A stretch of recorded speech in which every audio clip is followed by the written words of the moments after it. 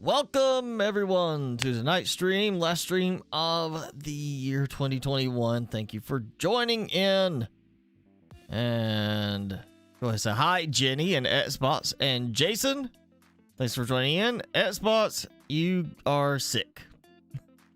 Well, yeah, go take some vitamins. Get yourself. I get sick. I go grab like some of the V8 stuff because you get a lot of nutrients that way. Get yourself something like that, boost your immune system up, and it'll help. So he doesn't have to be like well enough to watch. He should be laying in bed and half conscious and be well enough to watch. That's all it takes. Doesn't take much. Hey, Dolly and Papa Gamer, thanks for joining in. So yeah, last live stream of 2021, and yeah, we're gonna do some more Icarus. Oh, if you read the description already, I have not played Icarus since the last stream. I've had absolutely no interest in it. But Jenny and Jason, you will be proud. I actually reinstalled Ark, all 120 gigs of space it takes up, and I've been playing again on the original, was it Lost Island map, just the original one, and I probably have now played as much since last stream as I've ever played total in Ark. And that's because I am avoiding doing things that every time in the past I've done it, the game has bugged on me and killed me in very frustrating ways. So I am completely playing it opposite of how I would want to play. I'm not building where I want to build because I know as soon as I do, I'm going to get launched off a cliff somehow and die. But I'll say this. One thing about Icarus, it has definitely made Ark feel a lot better as a game to me.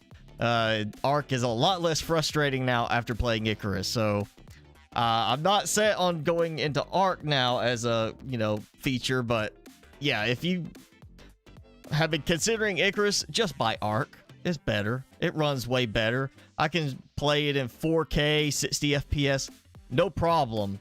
High settings, and Icarus struggles even on medium.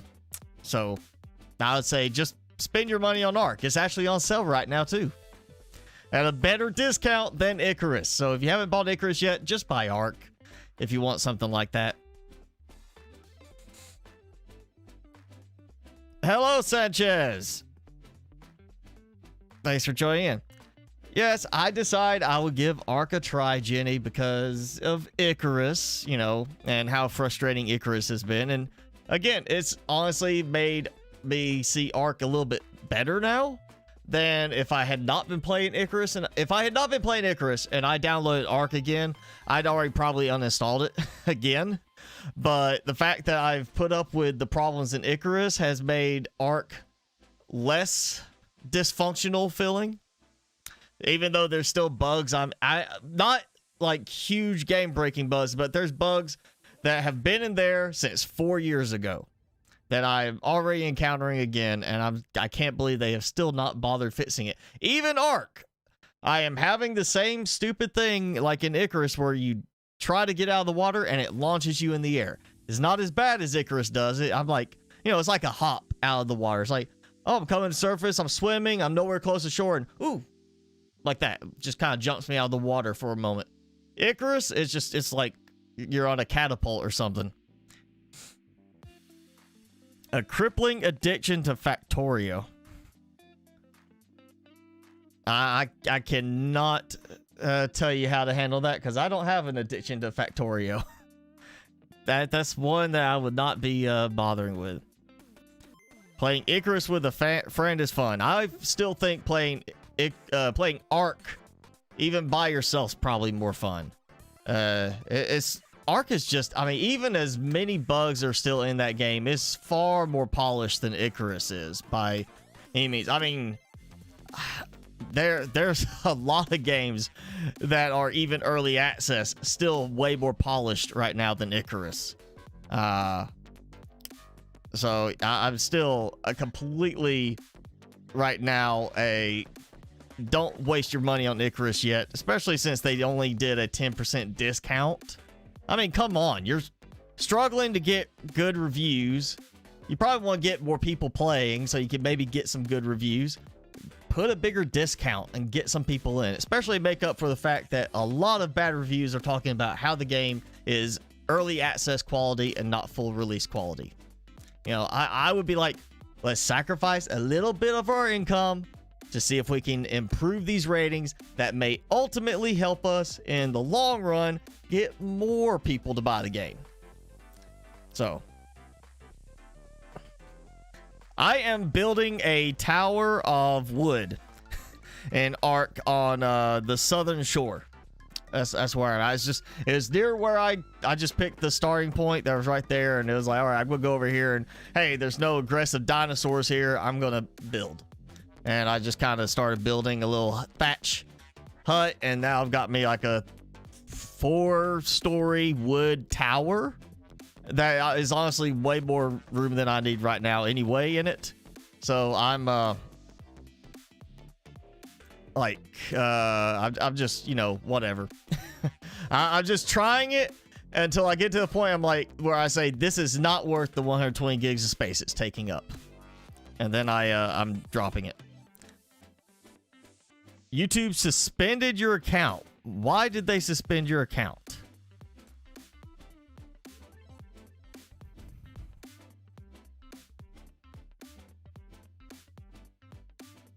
And hello, Devin. Thanks for joining in. And good evening, Felonius. Oh, okay. So I'm trying to get into Icarus here with the outpost, and let me show you what happened. Well, if it'll ever pick up on the screen. Come on. There we go. Oh yes. So you notice I've got the mission timer less than 20 seconds now. Time critically low. I know this. I want to get out of here. That's why I seriously have had no interest, no reason to come back to this since the last time. I've been only because I said I would go through the end of the month. Have I not uninstalled this already? Return what? So I don't even like. It doesn't even like do anything. Like I still have to return my dropship even though the mission's over. That's dumb. So I can't just like quit the mission and say forget it. I want out of here. It's just. Oh, so that's how you can do an infinite playthrough. Pick a mission you've already done that you don't care about finishing a second time, and just let the timer run out, and when the timer runs out, you just hang around. Apparently, you can do that. And it's just because it doesn't kick you out of the mission, you just failed the mission. So, infinite building with the full threat type thing, like it should be available in outpost mode, you just don't even worry about the mission. Just go build, have fun, like you would in any other game. Except Icarus.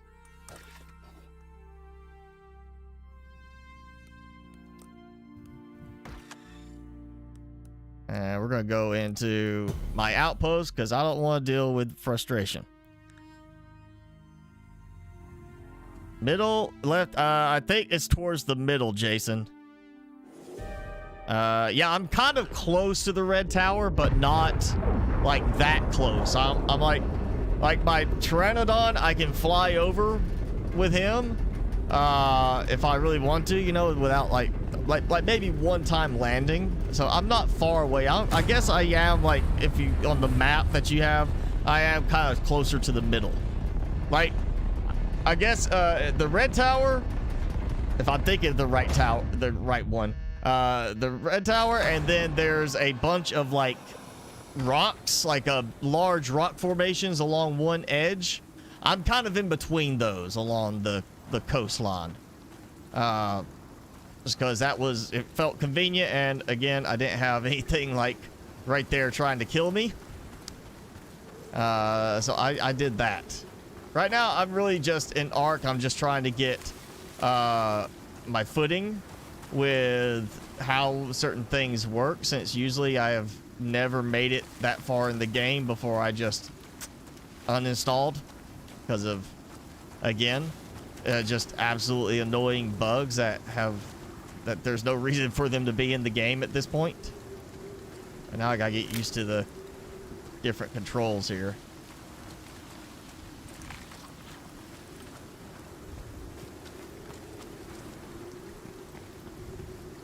Again, if I was just like, hey, you know, Ark's got a new map, I'll jump in and start playing, I probably would have already uninstalled it again. Just being honest. Probably would have just uninstalled it. But coming from Icarus, it's actually not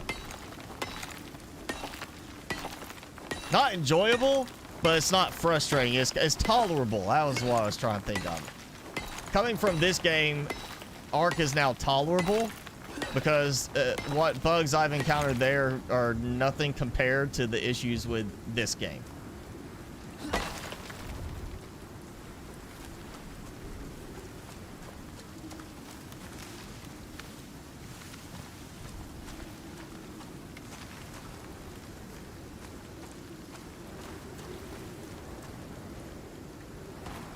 I still love that there's no predators in outpost mode.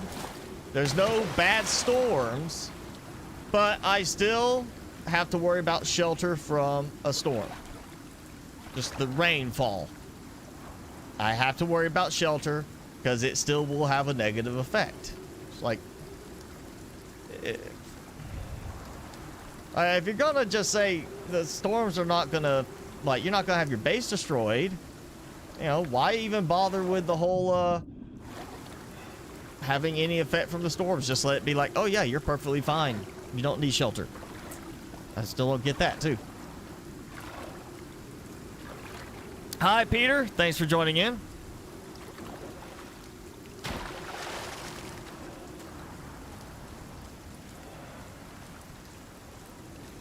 So you had to verify your account because of purchases? I mean, I'm assuming you mean like YouTube Premium or paying for memberships or something like that with channels. Not, you know, I'm pretty sure I don't remember seeing anything about YouTube doing like a pay-per-view type thing, like a hotel pay-per-view type of thing. Adding, you know, it's branching out on their offerings. I don't remember seeing that. All right, so yeah, we are hanging out at my outpost. And you see my lovely my lovely one crop plot that I still haven't been able to get to actually like let me do anything in. Apparently I don't have like the right unlocks yet for it or something like that. I don't know. Even this mode got way too frustrating. Just to build something in this mode is way more frustrating than dealing with dinosaurs trying to kill you while you build in Ark.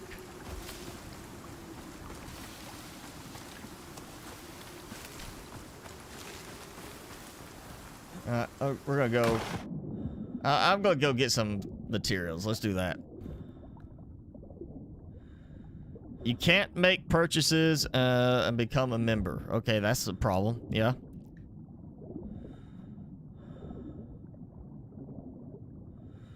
Build on the arm by the ocean. I know there's one spot. It's like, I think it's the starting point where I started there.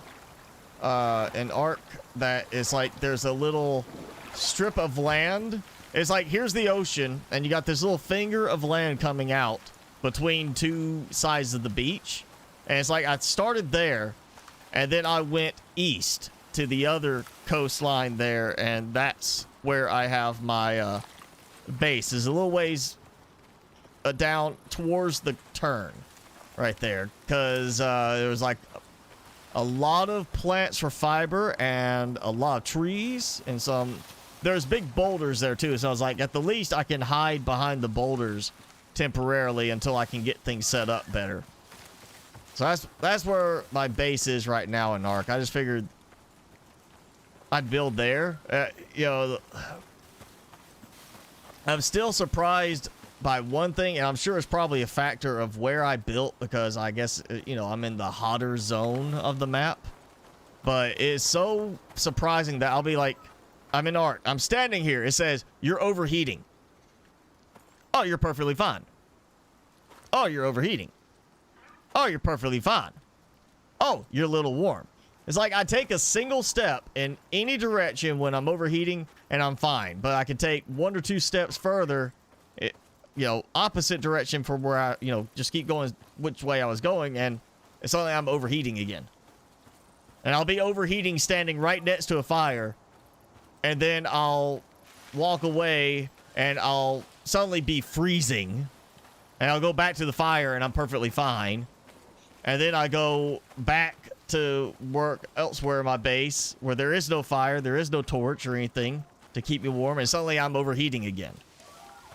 So I can't figure out what is so messed up with the temperature in my game on Ark, because it is, seriously, it's as bad as I'm standing here. It says I'm overheating. If I step like this, suddenly I'm perfectly fine. And then I could go be like this, and it's like, oh, you better get warm soon. And it's like I'm freezing cold. And it's got the ice, the snowflake ice icon there.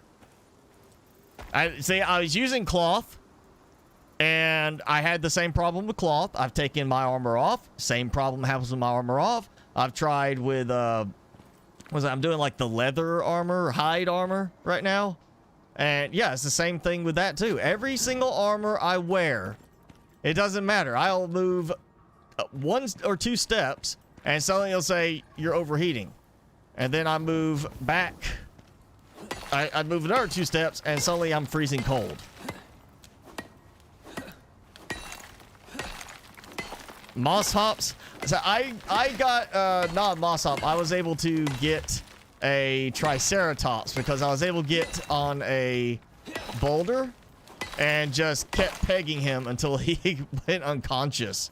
I was able to get where he couldn't get me. He just kept like trying to get around to me, and I just pegged him and he went unconscious. The one thing I don't like with the triceratops is going around, he gets all berries and like no fiber. But I've managed to get the sickle, the iron sickle, metal sickle thing. So now I've got like tons of fiber thanks to that. You know, it's like one quick go and I've got 600, 700 fiber. Like it was nothing.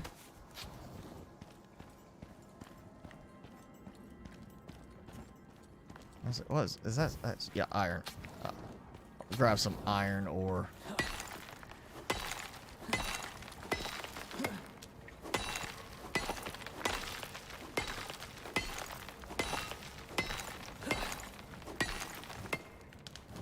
Oh, if I could target. Yeah, that's still a big issue right there in the game. I've noticed there hasn't been like a an update to this as of too recently. Like they went from, oh yeah, we probably should be releasing fixes for things to, all right, we've done a few things. I know they added like some more missions, I think, again. And they did post something about like the update, but you know, like a 3-week progress report or something. And then it's nothing. I'm still seeing nothing about some of the bugs that we've been seeing being fixed, and especially seeing people still complaining in reviews that, you know, they still haven't, there's still bugs from when they were doing beta weekends that still aren't being fixed. So I'm still not at all impressed with this game or how it's turned out. Madison, hey! A happy New Year. Oh, it's real time. Is it about to be New Year for you? We still got, like, tomorrow night is New Year's. I still got over 24 hours before I get to say officially, you know, it's the New Year. Then again, I won't be on tomorrow night. I'll be out doing the New Year's thing. Now I gotta get used to this setup again. There it is. Okay. I gotta sit here looking for my weight factor.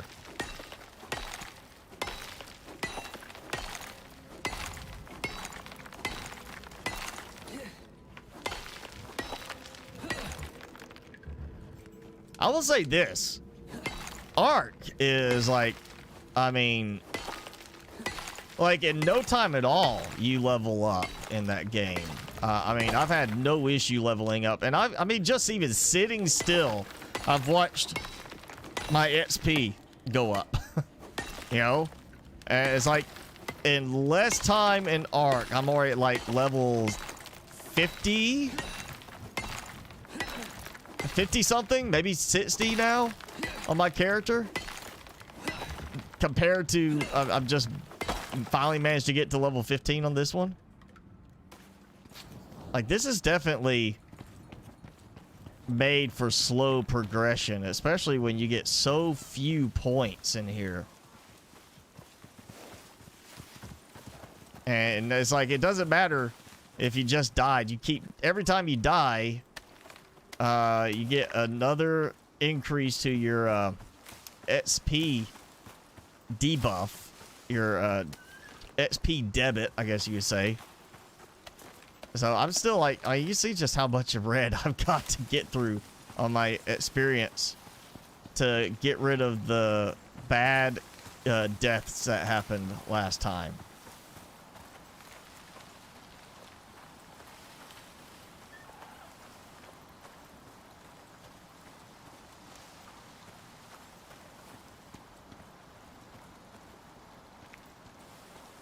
Hi, Mint.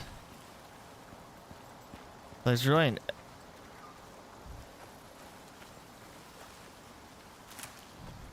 Oh, you have work tomorrow. Okay.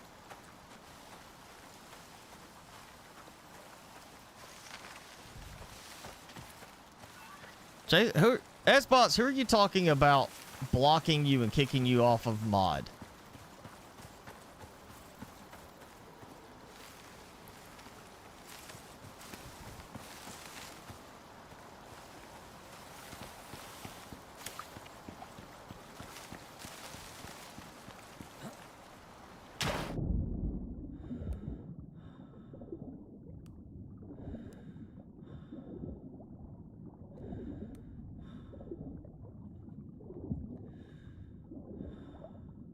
Peter, my Christmas was all right. Timmy, well, Timmy's asleep, but Timmy, actually, if you already saw on his channel, I did post a video. He got a new car seat combo bed. It's like a bed, but it's for the car.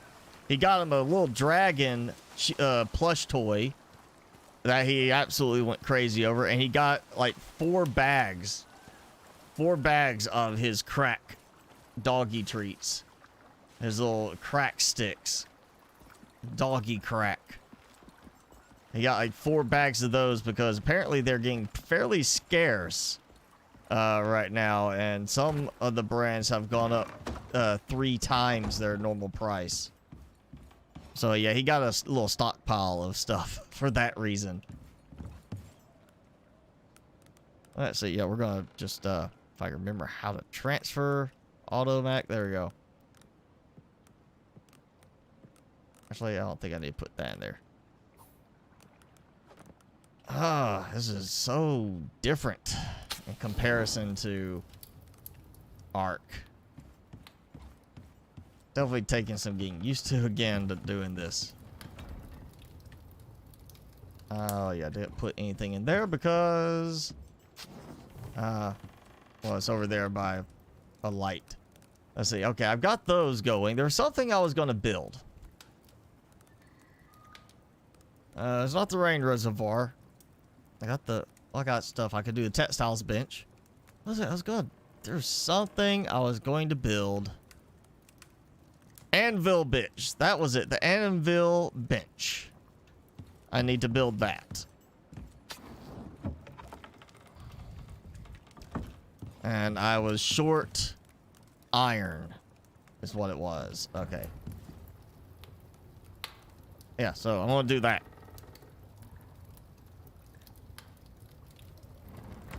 Yeah, building an ark. I've started doing that where like some of the drop pods or cargo things that whether they come down, you know, beam of light cargo things. I'm getting a lot of those that like now because they're close enough I can get to them quickly. There's like here's thatch stuff. I'm like, well, I don't need thatch. So I place it down and then I dismantle it for parts. You know, you get some supplies back. I figure in worst case I get a few supplies back if I really want to. I can make some more out of those supplies, build it again, take it down. So yeah, definitely, again, because of Icarus, I'm finding Ark much more not enjoyable but tolerable now than I have in the past because of how frustrating this one is.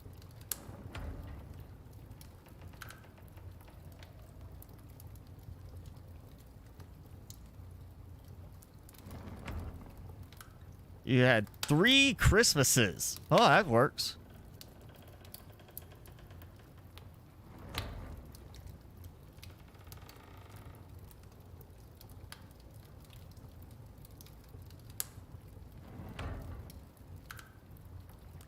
How much did I need? I can't remember. Was it? I think it was 20 more. It was like another 20 I needed. What? What?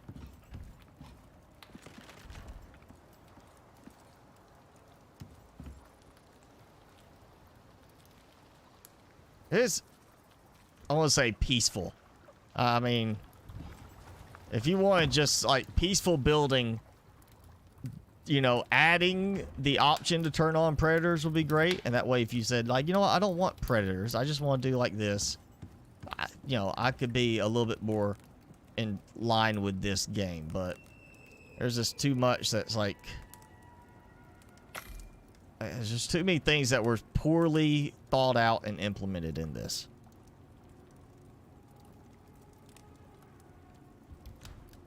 Alright. Anvil bench. Well, I don't want to block my window, so... Actually... we'll do it over here. There we go. And let's... yeah, okay, I need to go get some coal from that spot over there where I was at.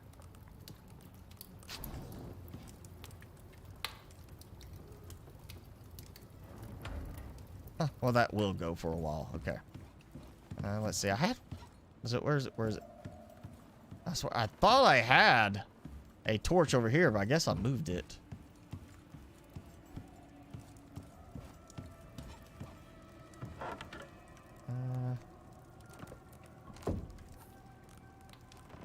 There we go.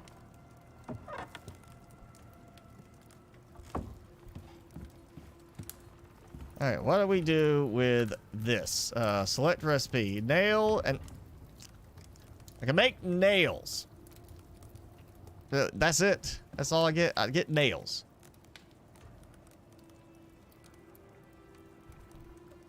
So, like, I don't even need nails for that.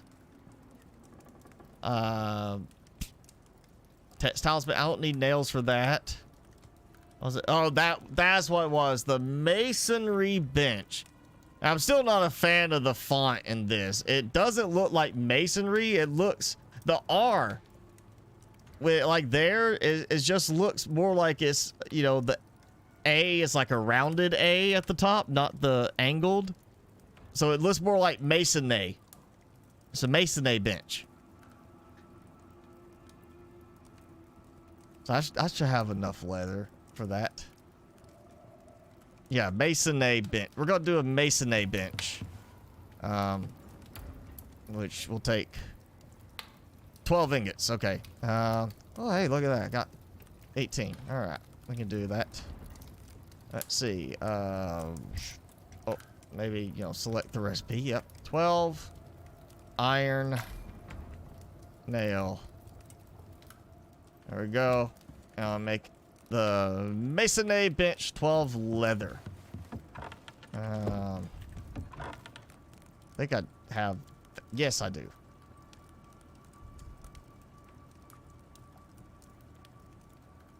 You know what?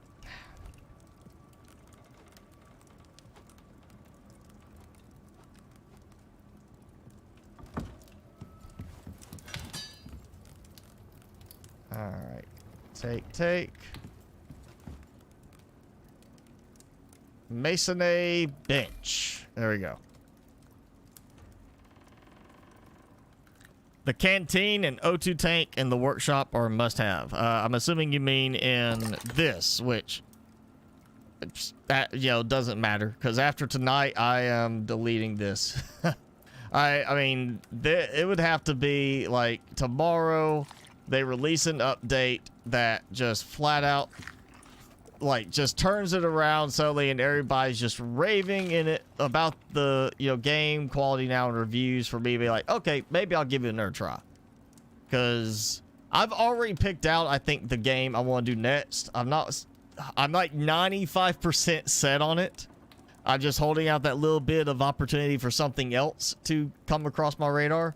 But I've already picked out one I want to do after this, I think. And it's like, I mean, just if you looked at reviews alone, I mean, it blows Icarus out of the water. I mean, Icarus was, last I looked, still 62% positive, and this other game's like upper 90s positive on the reviews. Like overwhelmingly positive rating. So yeah, I'm definitely looking forward to it more. That's what I was looking at. I was wanting to do the stone frame, stone beam. Yeah, okay, that's what it was. I was looking at doing stone stuff. And wait a second, what? That's an awful lot of leather to make and iron nails to make a stone frame. That seems a little excessive. To be like, oh yeah, you gotta use a ton of, you gotta use all this leather and stone just to make, or leather and nails to make a stone frame. Why is it that there's no, I didn't have to make nails for the wood? Like, do I not need some kind of nails to help hold that together? Wouldn't that make more sense than me trying to nail into a piece of stone? It'd be more like nail into the wood, and then the stone is more like an arc where it's, was it cementing paste in arc? You would have some kind of cement or material like that, like a brick type of thing. You're like, hey, I'm gonna spackle this on, and that's gonna hold the stones together like brick. Why is it nails? Why is that the thing? That's just that doesn't really make. And there's wood in there. But I don't see that much wood poking through on the stone look. Especially, like, look at that. Stone beam. 2 wood. Where's the wood in that? Am I, like, hollowing out the middle of every stone so I can slot it into a wood beam? And if I'm doing that, then what are the nails for? In that case, if I'm just, like, using it as the brace for the stones to slide over, what's the nails for?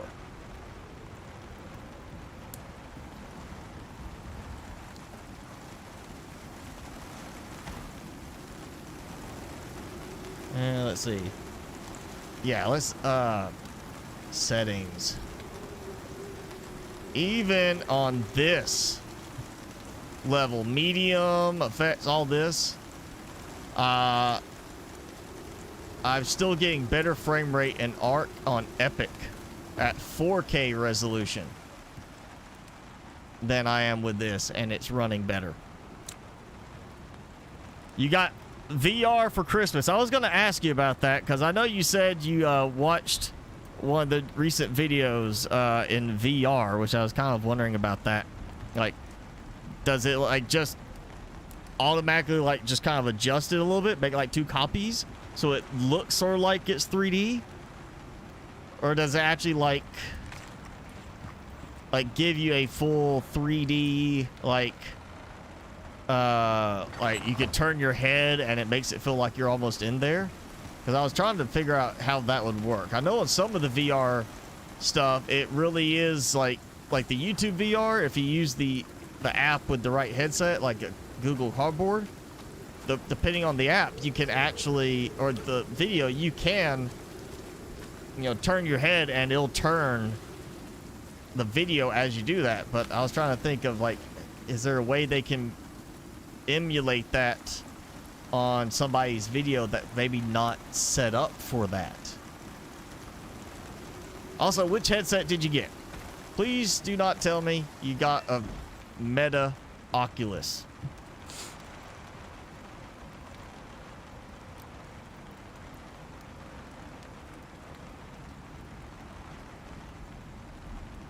Sanchez helped you get a stone house on your outpost.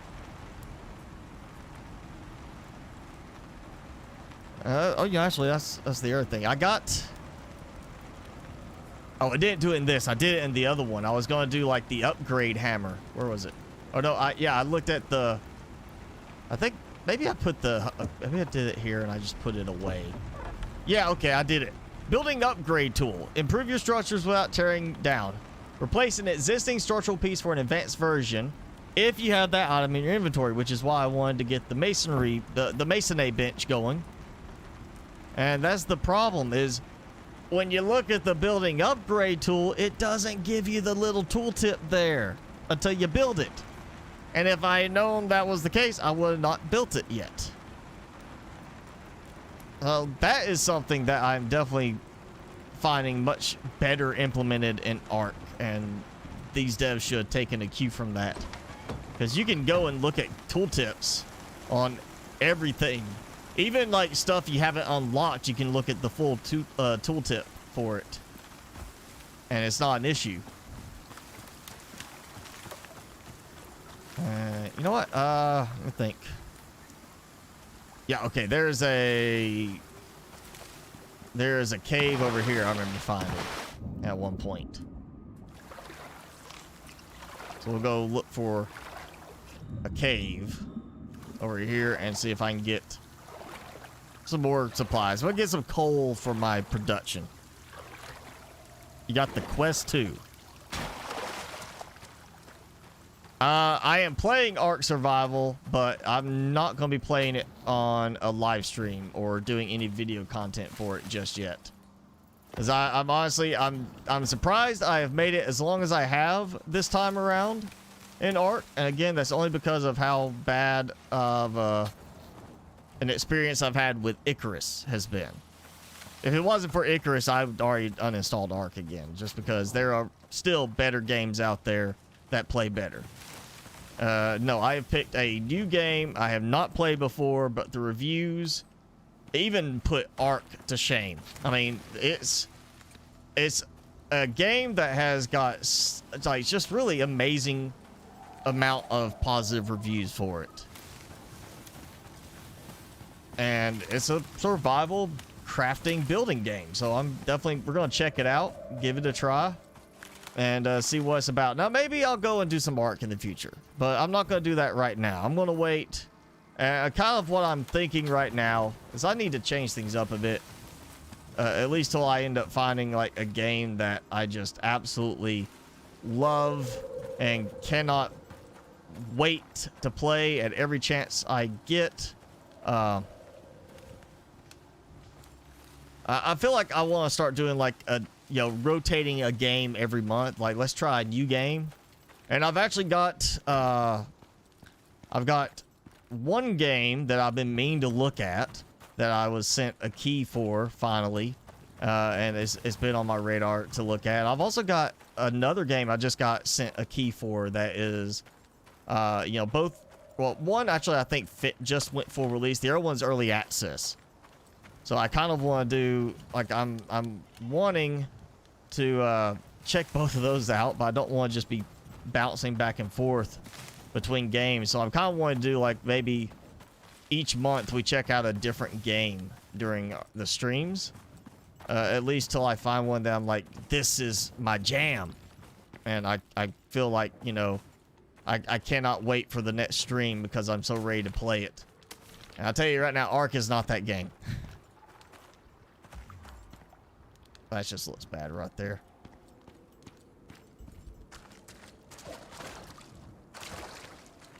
Alright.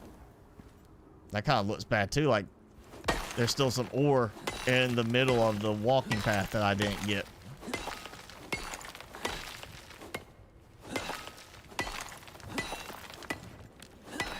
Yeah, is the Meta device still tied to having to have a Facebook account with it? Or, well, it was a Facebook account before when it was just the Facebook Oculus.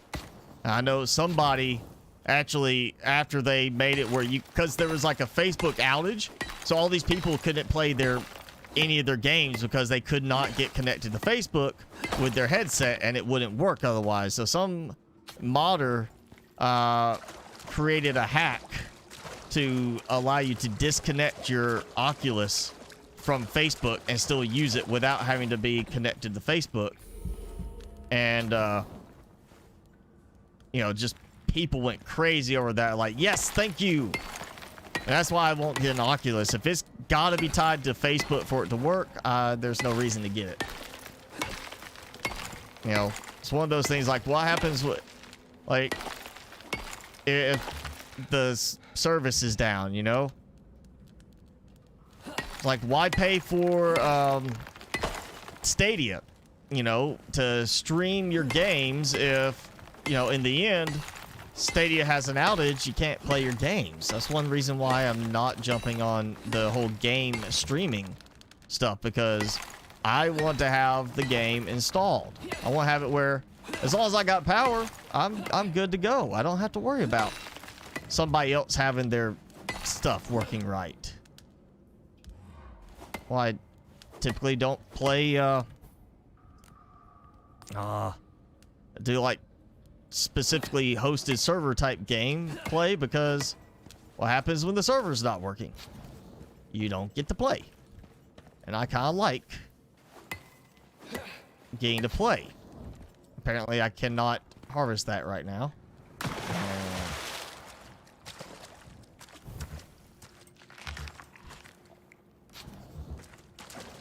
And I can't jump either. What? Really? I can't jump. Severe infection of lungs. Okay, but how is it I cannot jump? And I am like, I'm stuck. I can't jump. All right, unstuck. You know? If you gotta have that so readily available, that kind of says that there's a problem in your game. Oh, hey, I can jump still. Look at that. Yeah, don't slide down the edge of a rock. You get stuck in Icarus.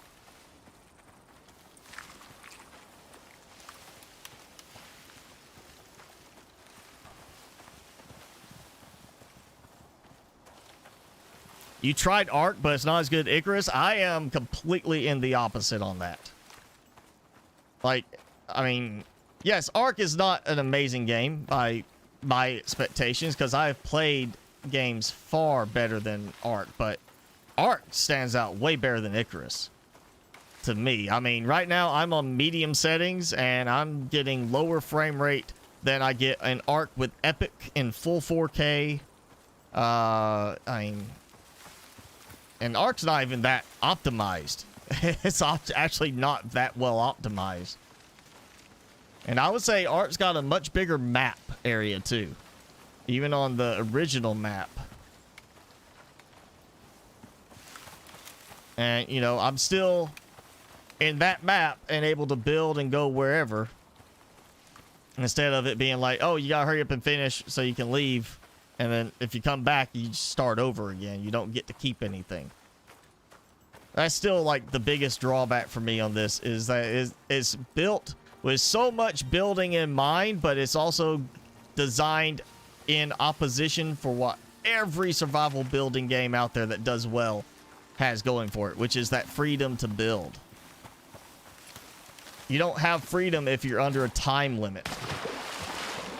And whether you beat the time limit or you fail, when you leave, you don't get to come back to any of your stuff. You know, what's the point of building when you can't come back to it? If I left here and then could not come back to this base, then I would have no reason to build that base. It's just, it wouldn't make any sense to waste your time trying to build something big when in the end you lose it. It's not like 2 months from now, hey, let me show you the base I've been working on. Because you can't. Because the base will be gone. Unless you're playing Outpost mode like I am right now. Which still feels like this should be more of how the game itself is done. Under the normal gameplay, not specialty gameplay. Oh, wait. Yeah, I do. Go. Actually, yeah, let's do coal for that.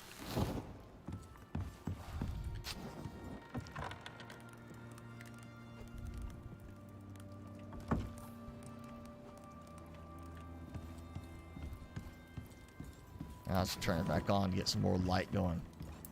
Yeah, I'm sorry.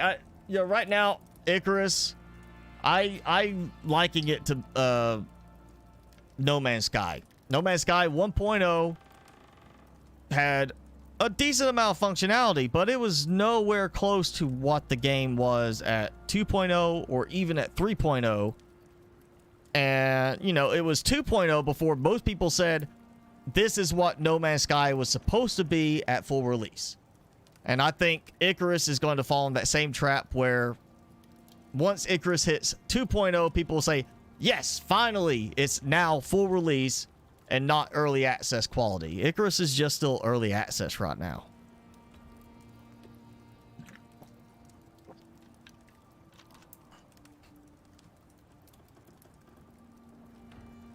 Long Dark. No. If you're talking about the Lone Dark, that one where it's just like you and nature. No. That is like, I'm not gonna play that game. That game is like, I mean, that was boring when I tried it. Like, I mean,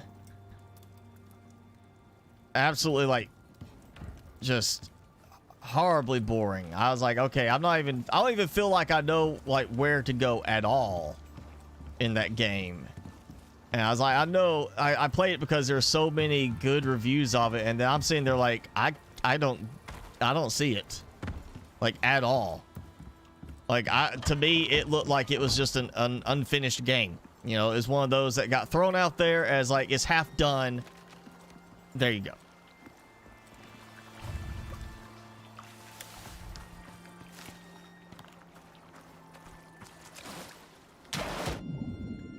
Where? Take it. I got it. All right.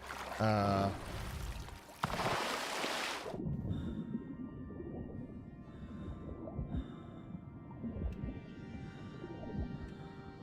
right. Got some fish. I want to get. Well. Oh, never mind. Okay.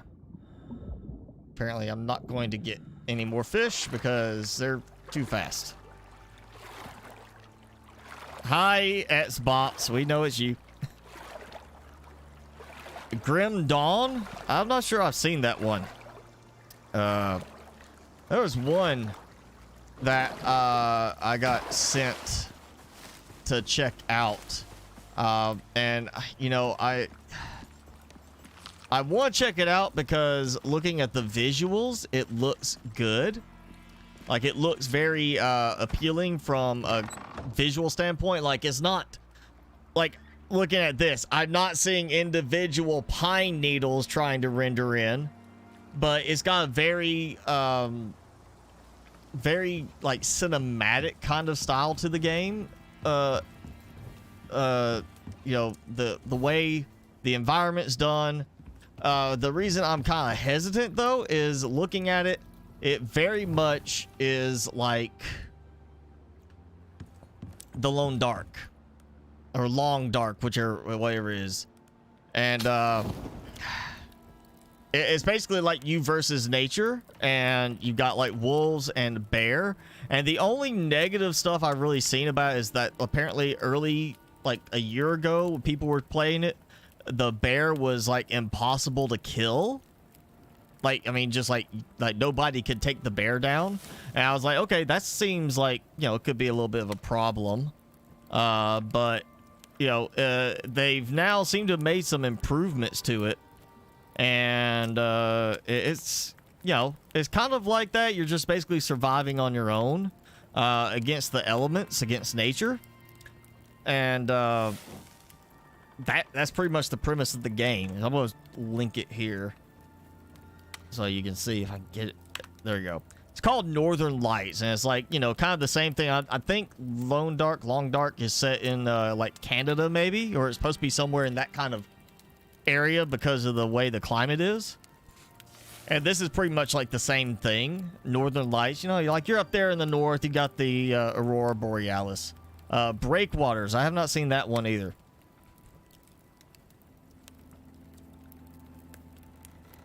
When your brothers went to the new Ghostbusters, or you took one of your brothers and saw it. I haven't seen that one yet. Still, because I'm not like jumping at going to the theaters yet. I still like, I mean, I've never, you know, when I was a kid, it was fine because I didn't care as much. I guess I was a bit more tolerant then. But now I cannot go to a movie theater sitting there and deal with, you know, somebody else's kid being noisy, you know, just sitting there kicking the seat or crying, doing something like that, you know, or going to a movie where somebody's being immature and inconsiderate and decides to sit there and talk loudly with the person next to them and interrupt your experience. You know, I'm sorry. I like being able to watch stuff at home and have it on, like, maybe it's not as good as a big theater sound system, but I've got a good sound system. I've got, you know, decent TV. If I want to watch something, you know, it looks good, and that's really enough. You know, I know if I watch it, I'm going to be able to enjoy it. And if I need to go to the restroom and go, you know, relieve myself in the facilities, I know when I do that and come back, well, I don't have to worry about missing anything. I can stop it.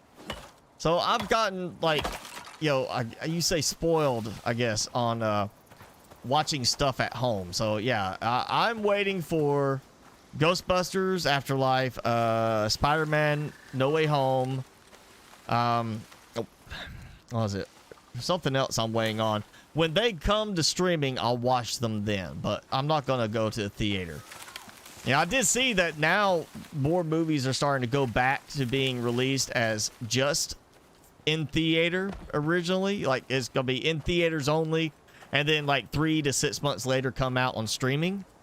That's happening more now than it was, you know, before. Like, more of the companies are working out deals with theaters to release to them first. I guess because they're like, okay, now we can get people to come back in. Help us out here. We're dying, kind of thing. And, oh, hey, some wheat. Grab some wheat. I think I got enough wheat anyway. So, I think we're going to get back to the point soon where you'll be more people going into theaters to watch stuff. I'm just not going to be one of those people. I'm going to wait until it's on streaming, and then I'll enjoy the movie, you know. I did see the new Matrix. And while it's not as good as the first one, I'm going to say it's definitely better than the second or third movies in the series. I definitely like how they updated things in it for, you know, like modern tech instead of going back to like, oh, we're using this little, you know, cheesy late 90s, early 2000s flip out phone. And we got, you know, this old school type tech. I like how they did update it.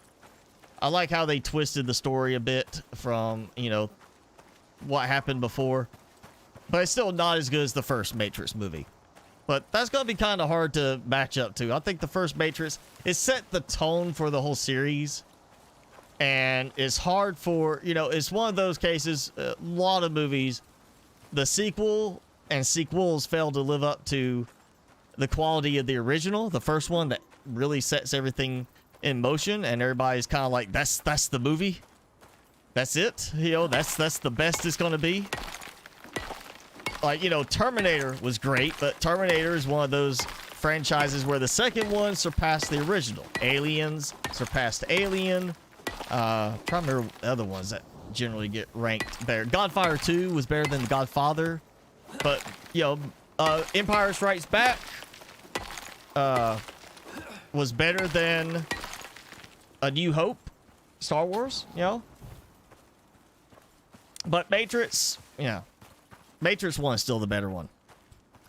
Venom 2, yeah, that's a good one. I like the Venom, the new style with Tom Hardy.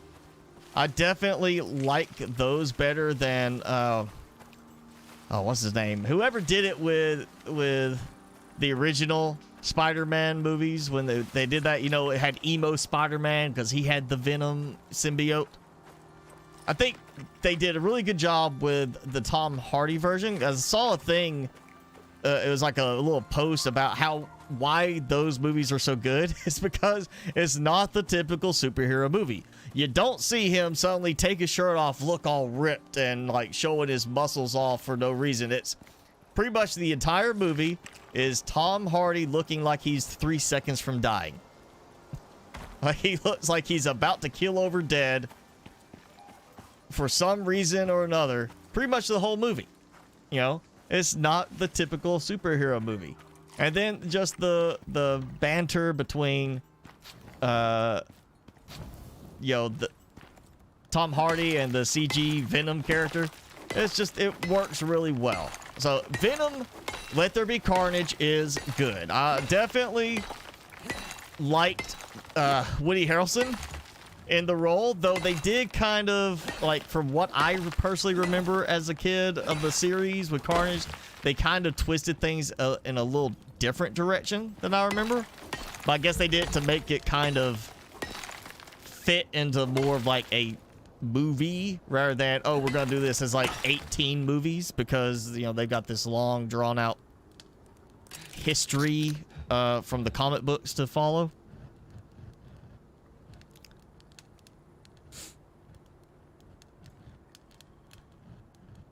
Yeah, the Ghostbusters. Now, I like Ghostbusters 1, of course. I like Ghostbusters 2. I did not like the reboot one. Not because it was women doing it, not because of that. I did not like it because they kind of went the wrong direction with it, I'm going to say. I feel like they tried a little too hard to throw back to the original movies, but they did not have the heart of the original movies. You know, they tried to do a play off of it. It didn't work out. And with Afterlife, from what I've seen in the trailers, we get the continuation of the original two. And we get it kind of, you know, it's bringing in a new generation. It's like it's not these aging guys doing the whole thing. Now you got the kids taking up, the grandkids. You know, it kind of lends to, you know, that passing the torch kind of feel. And I think they did a good job with that. You know, if they maybe tied in the reboot one a little bit like that, like maybe the original cast had been in and they passed it off to the new Ghostbusters in that style, sure. But yeah, that the Ghostbusters reboot with what was it, the girls from Saturday Night Live, you know, it was like all four of them had been on Saturday Night Live, I think. And then you had Chris Hemsworth in there, you know, doing like this cheesy dance sequence. It was, I was like, they just went like school. It was full Scooby-Doo type of movie.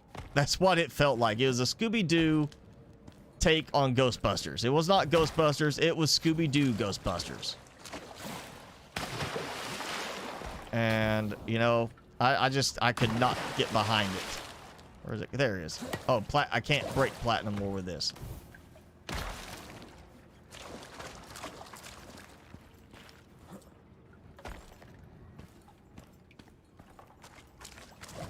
Titanium ore. Well, I can't break it anyway. I need like upgrade. Okay, so I see like it's got the two notches, the two is it chevrons, or whatever they call it, like the stripes for, you know, like uniform kind of thing.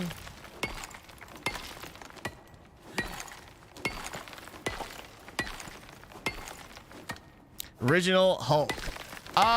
Okay, original, like was it Hulk, and then there was the Incredible Hulk, and then you got, you know, the Avengers MCU Hulk with Ruffalo.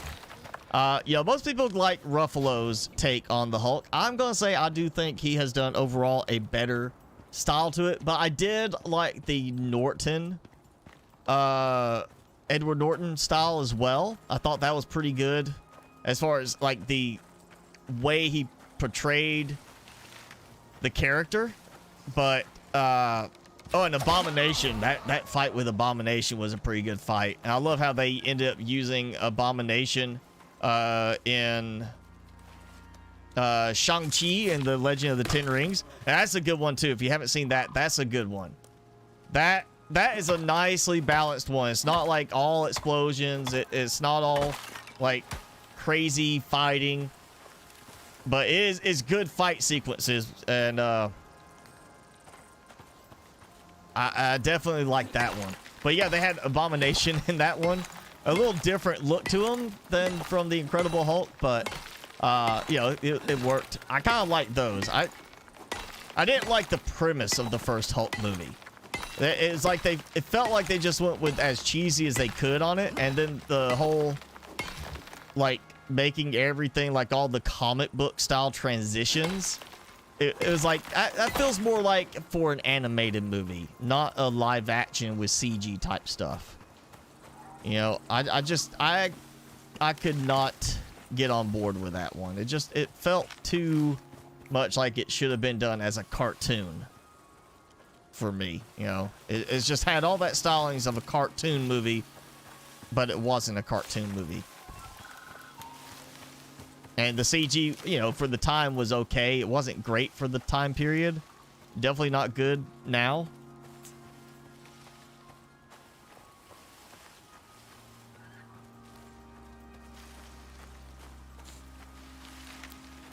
New Jurassic movie. Yeah, well, was it there's...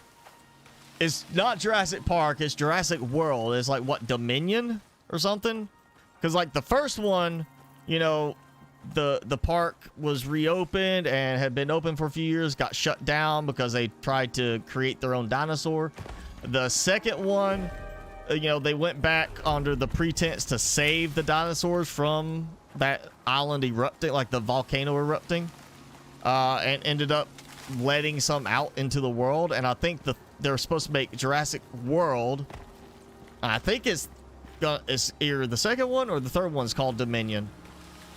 And it's supposed to be more like the dinosaurs have managed to spread out and are now starting to compete with humans for dominion of the planet. Which kind of, you know, if that's the direction they're going, I like it, because it feels almost like a Planet of the Apes type of thing, you know? It's like we toyed around, we weren't as careful as we should have been, and now we're risking losing our position at the top of the food chain as the dominant species on the planet. You know, I like that kind of feel, that now we might see, like, you know, we're fighting just to survive ourselves as a species. So I think I saw it, that's what they're doing with it, is kind of that, but I could be wrong. Oh yeah, Lou Ferrigno Hulk, you know, that's classic Hulk. I was thinking like the one, like, what, 2003? I can't remember the actor's name, but it was the, you know, Jennifer Connelly is in it as the love interest. Yeah, that was the one I was thinking of. That's the one I can't get past the story on that one. It just feels way too super cheesy. Like they just went for they really picked the wrong focal subject on that one.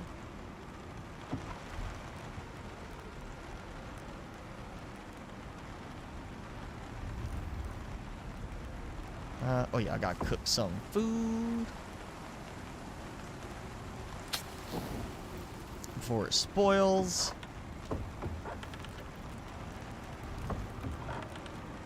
All right, let's see. I've got some more stuff. I can make some nails. I've got leather. I've got wood. I've got stone.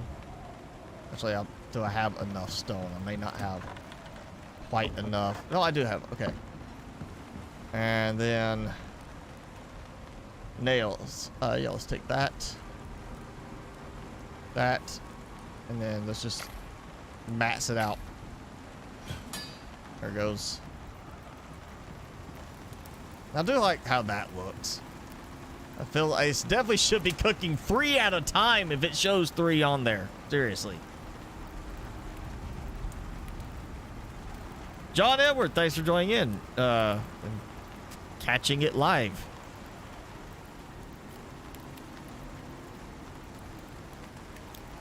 Twilight vampire. No.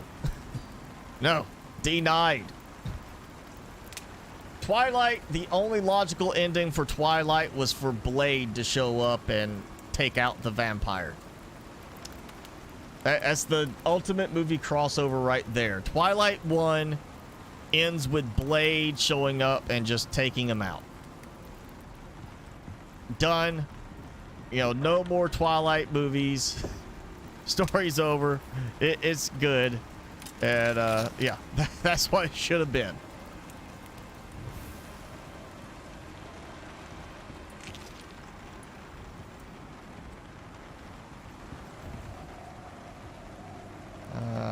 Copper. Oh, you know, I could activate this. I got a bunch of copper ore. Let that go. Take those. Wood. I think that should be enough. Oh, I need more stone, but okay. Stone beam. You know what? Let's just do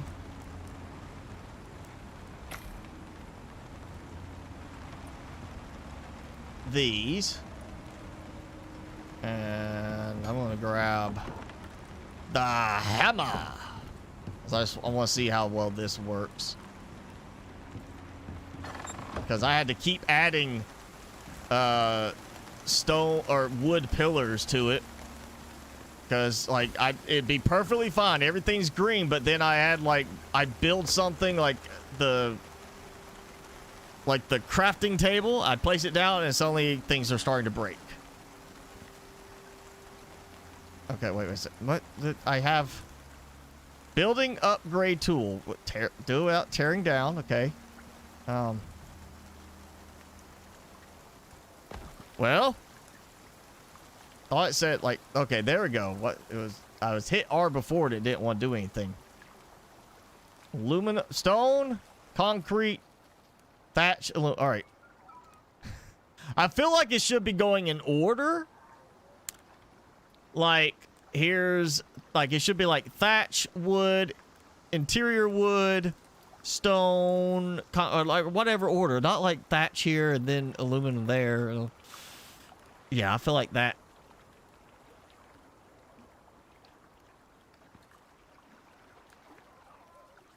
Okay, why are you not hitting anything? I mean, I got the pillar. I got stone beam. You know, okay. I'm clicking the buttons. Nothing is placing. That's kind of a problem.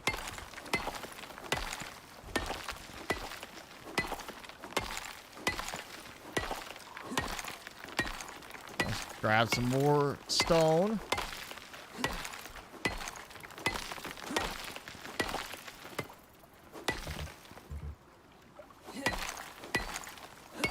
I mean, if it's like only certain items can be replaced, it probably should say that, not just, oh yeah, you can upgrade as long as it's in your inventory.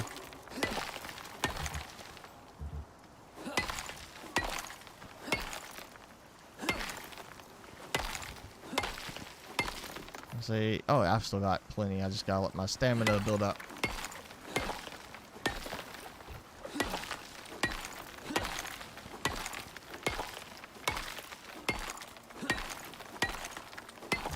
there's a new Blade coming out with Wesley Snipes.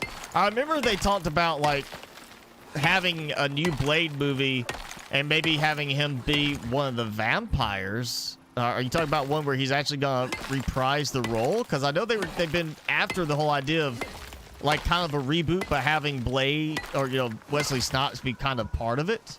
I'm just wondering if he's still like how much can he still do as far as the martial arts.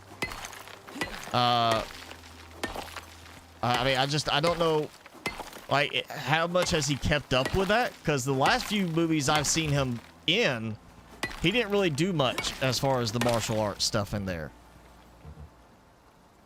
And it's not like he can't do it. I mean, Keanu Reeves, I mean, all the stuff he went through for The Matrix, all the John Wick movies, I mean, the training for that, and he's still doing that kind of stuff. Yeah, Wesley Snipes, I'm sure, physically can do it. It's just, last few movies I've seen him in, he didn't really do anything like that. It was more of like,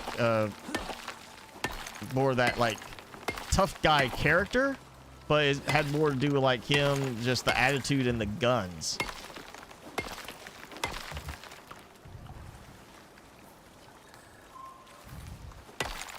Which, if you haven't seen it, I want to say it's probably on Netflix still, but look up a movie called The Recall.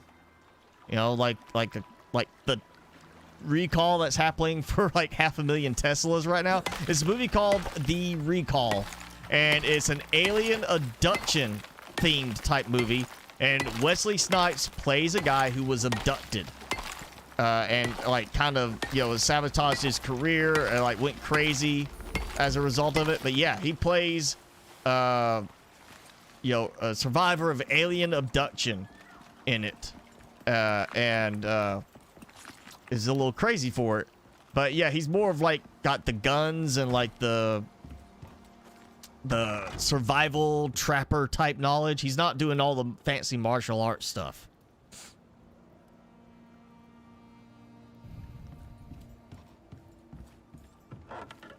Okay, I've got plenty of that. Oh, wait, let me check, make sure it's not wasting. It is wasting. All right, we're gonna do, since I can't get it to, place, we'll do a couple of stone floors. How much does that use it? Oh, yeah. Use up the last of my nails. All right, well, there we go. Stone.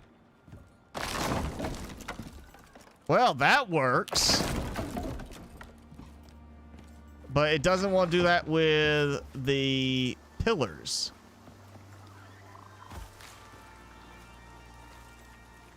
Okay, that's kind of bad if you can't replace the pillar.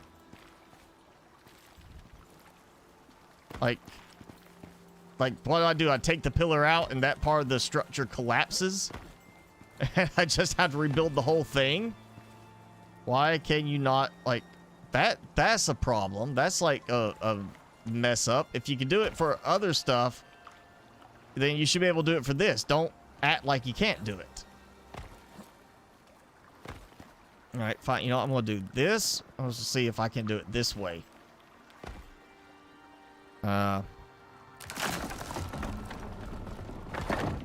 just take it out like this. Which is not my preferred way. And it's not like I'm picking it up. It's just like, yeah, destroying it. Okay. Oh, I got rid of them. Yeah, that's kind of bad if you can do it only... if certain things are left out, it should explicitly state cannot replace these items. Because otherwise you're going to sit... Some people are going to sit there and say, what am I doing wrong, the whole time? And assume that there's something they're missing for that, and apparently, I guess it just doesn't work, and it doesn't say it doesn't work.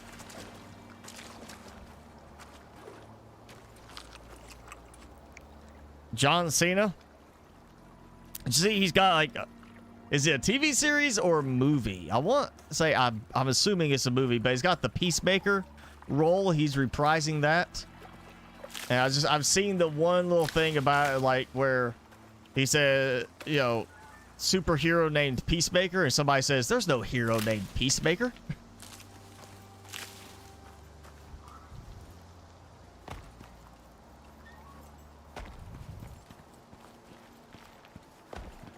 Okay, what? Let's see. So I got wood beams.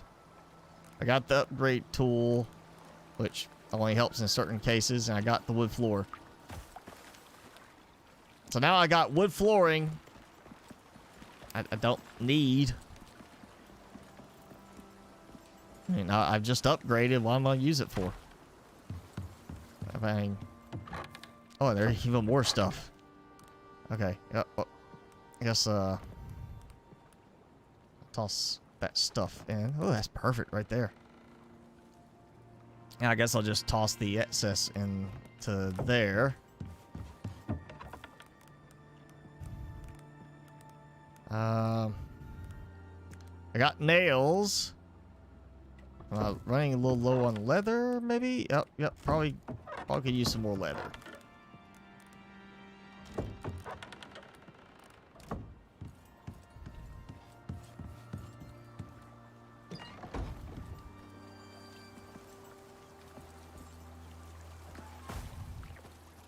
Honestly, I'm not too impressed with the look of that. I mean, at least it looks like, all right, I see the wood.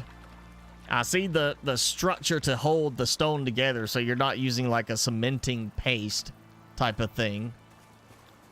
But still, it seems like that would make more sense to be like you're going to make some kind of mortar. I mean, we have a mortar and pestle. We're going to make a mortar, you know, to hold the stone together like you would with brick.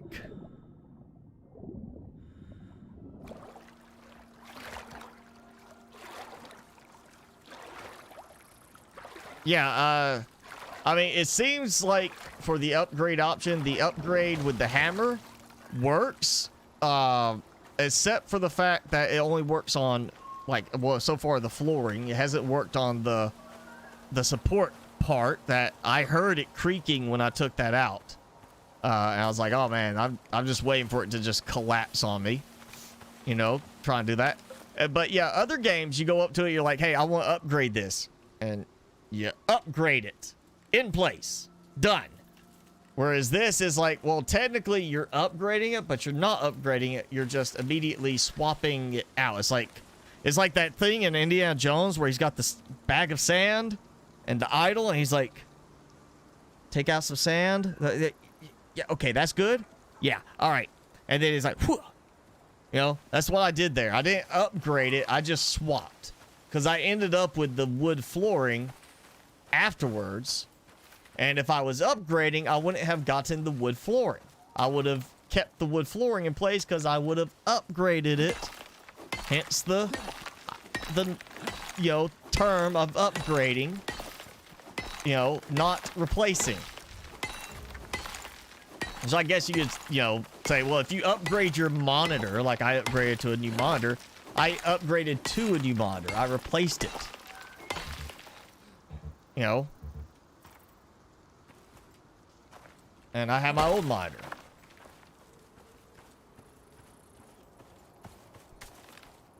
So I guess you could say, yeah, all right, it counts for upgrading depending on how you term it. But for me, I think when you upgrade like a new monitor, you know it's implied you're replacing the old one with the new one. It's not like you're saying, bam, bigger screen. Bam, 4K. Bam, 165 hertz. You're like, okay, I'm taking this thing out, putting this new one in, done. You know, in the game, you can, you know, you can go, bam. Wood platform is now a stone platform. It's a stone floor instead. I didn't take it out. I put it there. Magic. Bam. And it seems like they missed that point. Instead, it is bam, but it's bam. I swapped them. And you have a piece of wood flooring that you don't need. And then later on, you have stone flooring that you don't need because you went to aluminum. And why would you even take the time to build in the normal game prospects to an aluminum base, to metal base, when in the end you leave it behind. I mean, unless the whole premise of the prospect is you're under attack by some alien race that you need to protect yourself using the metal base, there's no point. No point. Because you're just wasting your time on something that you can't come back to when you leave. And that's still the biggest flaw with the game, is that you have so many building options, and yet there's actually very little reason to try and do that much building in the normal game mode. It's only in the outpost mode that you actually have a reason, because you can keep coming back to it and keep expanding on it.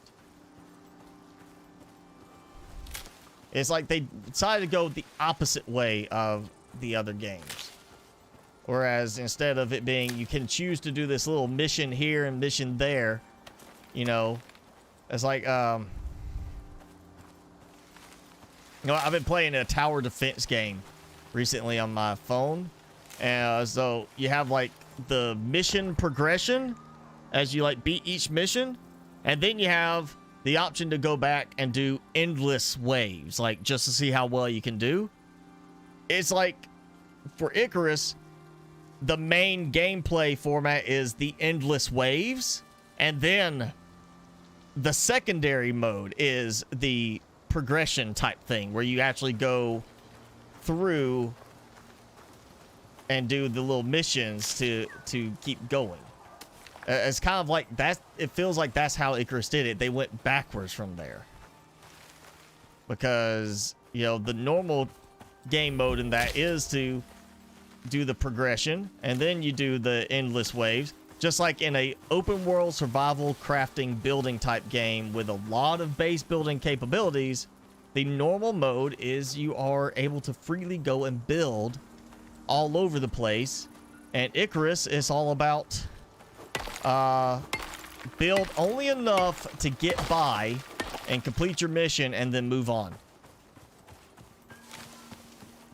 No reason why I'm not getting into Icarus, because what I do, like how, like, I can't do what I do in Subnautica and Icarus except in outpost mode.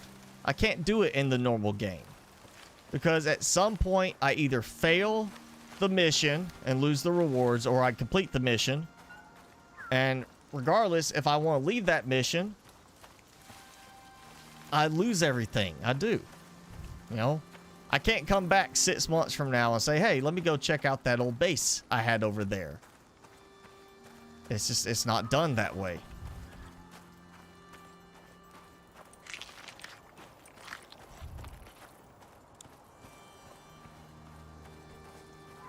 Speaking of monitors, I like the new monitor. It's taking some getting used to. Just say, because I mean, like right now I'm playing in windowed mode because, well, you know, if I streamed this, if I did this in ultra widescreen 4K, I'd have to, there'd be black bars at the top and bottom of the screen right now that you see to see the whole screen. And, you know, while there are streamers that do that and will do like their little ticker type thing at the bottom where it's like, hey, latest subscriber, latest member, latest super chat, and it's just constantly scrolling and all that stuff.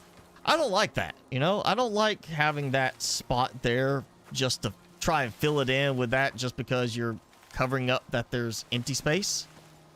You know? Most people watch on their devices that are normal format, you know, 16:9 format. So I would rather just do it that way. So it's weird because I'm playing right now in windowed mode, so I can capture it in a normal 1080p 16:9 ratio. And then on like Arc, I'm playing in 4K epic mode, ultra wide, you know, 24:9 ratio. So it's weird going back and forth to that. And the biggest thing is, like, I don't have my browser open full screen anymore. If I open it full screen, there's way too much empty space. So I have like the browser set to be half of the screen, which is nice because I can then pull up another window and I can do back and forth. So productivity wise, I really like it. It's the gameplay that is throwing me off. And then going from this monitor to my side monitor, which is still a 1080p, everything, I get used to the text on this, and then I turn to this and it looks blurry. Like, oh, like enlarged and blurry, like something's wrong with my graphics driver and I have to get used to it again. It's one of those reasons why I did not want to go ultra wide, but ended up going ultra wide because I found this one at a good price point and was actually at the same price point as the one I originally looked at when it became only available through certain sellers who were selling it for more than twice what it is actually supposed to go for. So I said, why spend $800 on a 32-inch 1080p monitor when I could go with a 34-inch ultra-wide 4K monitor for the exact same amount of money? So I did it, and yeah, I like it. You know, I thought it would help me a lot with editing, but it actually is, I'm finding it more hurtful with my editing than I expected. Like, it's nice to be able to see more of my video timeline, but I'm having problems now where apparently when I start scrolling in, I don't know why it's doing it now with this monitor, and it never did it before I got this monitor, but I'll be scrolling to zoom in and it suddenly just like shoots all the way to the maximum zoom to where it's like, this is one single frame of video, here's one frame of video, and I'm seeing like a total of 4 frames of the video on the timeline because it zoomed in that much, and I have to like just scroll and scroll and scroll to get back out. And it just started doing that with this monitor. It never did it before I got this, so I don't know why the monitor would have an effect on that. But yeah, it's, I like it better. It looks better. It gives me more room to work on certain things, but there are certain things I'm finding I like the normal 16:9 ratio better. That it actually works better for me. It doesn't make it feel overly stretched out, and it doesn't cause problems with stuff like apparently moving the wrong way or something, going like getting flipped around the wrong way. I don't know, it's just, it's kind of, I know what I'm trying to say. I'm just not, I guess, finding the right words for it. But yeah, it's, I'm still on the fence for it. As a monitor itself is good, but it's the change in the interaction, the experience that I'm having problems with. I'll say it that way. Now, like the hot sauce. Actually, yes. I had some.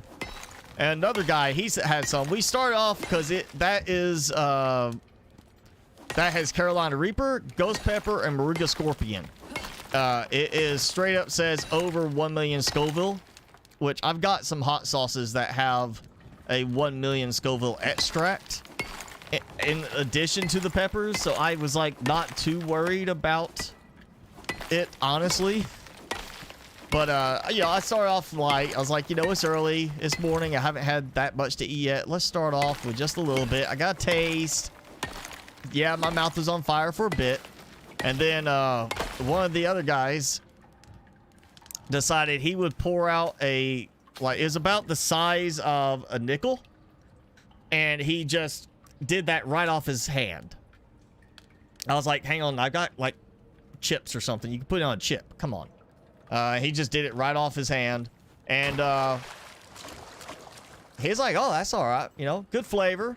Yeah, definitely hot. Whew, you know, like that. And then a few minutes later, I get told he just threw up. Like, it hit his, once it hit his stomach, he went and threw up as a result of it. So then I was like, all right, look, I'm gonna do the same thing. And I guess my earlier Oh, apparently I just set myself on fire. And I am not able to put myself out. Really? So much for the, you know, passiveness of this. Yeah, so I got the same amount of hot sauce, about the size of a nickel. I put it on chip, and I did it. And I guess because of my earlier experience or something like that, it didn't bother me that much. Like, I was perfectly fine. I mean, yeah, my mouth was on fire for a good 15 minutes afterwards. You know, I was just producing saliva like crazy. And then it was okay. I was fine. And I did it again today. I was like, you know, I'm gonna have another one today. I'm gonna eat another chip with like a dime or a nickel to like quarter size dollop of that hot sauce on it, and just see how well I handle it. And this time it burned for about 2 minutes, and then that was it. Honestly, that was it. So I guess maybe my tolerance is adjusting to it. It's got good flavor, you know. Overall, it's not like super chunky, but it's not a soupy vinegary one either. I've had some recently I got that were just almost all vinegar and were just not very pleasant because it was basically like drinking vinegar. And it's just awful, you know, hot sauces. This one is actually pretty good, and you know, I'm definitely enjoying it. But at the same time, it's not one I'm going to be like dousing a whole, you know, dozen hot wings in it and then eating them just like it's nothing. I'm sure if I did hot wings coated in it, I would probably I'd probably need some sort of dairy or gluten-based product. Probably, you know, around wing number 8, just to help. And it probably would be something that would, I'd be like, I would have to wear gloves. There's no way I would eat anything messy coated with that stuff without gloves, because I guarantee you do not want to touch anywhere near your eyes with this stuff. This is absolutely, I mean, they have a disclaimer on the bottle, flat out, you know, doesn't say don't touch your face, but that's definitely one you don't want to, you know, have on your fingers and then be like, hey, let me scratch my eye, because I would be shocked you don't go blind from that, like how bad it is. That's like, that would definitely be like basically like taking pepper spray and just sitting there holding it in your eye. You've done a jalapeno one. Go, if you've got a Publix or an Aldi's near you. I haven't seen it at Walmart, but if you got Publix or Aldi's, I can't remember the brand, but it's like a block of cheese, and it's, instead of pepper jack with jalapeno, it's habanero jack, and it's just chopped habaneros like added in. And get that and just make a grilled cheese with it. Like, just slice out a bunch, make a little grilled cheese, and try that. And if it doesn't bother you, then get like some sliced jalapenos or something like that, put it on there. You work your way up. Or it's Rotel, I think. I want to say Rotel, I could be wrong. Is something like Rotel that they make a blend of chopped tomatoes and chopped habaneros, meant more for like Hispanic dishes. But I have been using it in place of just the, you know, diced tomatoes and spaghetti. I use this, so it's diced tomato and diced habanero. I throw it in my spaghetti along with ghost pepper flakes, and, you know, it's good. You know, plate of spaghetti and your sinuses are running by the time you're done with it. You know, you're sitting there with snot pouring because you've just been sitting there and your face is all flustered. And then you do it again. Hello, Mexican Viking Doge. I use it for nachos. Yeah, but going, like, that's one reason why I've had two 16:9 ratio monitors for so long, because, you know, it's just easy to go back and forth. You know, again, you know, from a productivity standpoint, a lot of people swear by the whole ultra wide. And, you know, I did it for, again, the price point, because I wasn't going to spend the same amount of money for a lower grade monitor, because somebody decided to buy out the remaining stock and turn around and sell it thinking they can make a profit doing that. You know, I am not going to support scalpers. End of story. So I got it because of that. And I do like the fact that it's maybe 2.5 inches shorter than my old monitor, because it's an ultra wide. You know, but from a productivity standpoint, it takes some getting used to, but it's definitely helping me out on certain things. And, you know, in like my photo editing, I have so much more room for stuff like on my panels now, and still be able to get like really zoomed in on the image. I have a lot of space to work. But other stuff, you know, it's not such a big deal. Some of it is like because of the 4K resolution, the text is smaller, and I don't want to do the, you know, enlarge the text, because it'll affect, you know, I don't want to have to do it where everything gets enlarged from that. So, you know, it's taking some getting used to, and yeah, there are some things that are definitely quirks I could definitely, you know, do better with if it was done a little differently, but it is what it is. It's, you know, high refresh rate, you know, quality monitor. It was the best option at the moment, so I went with it.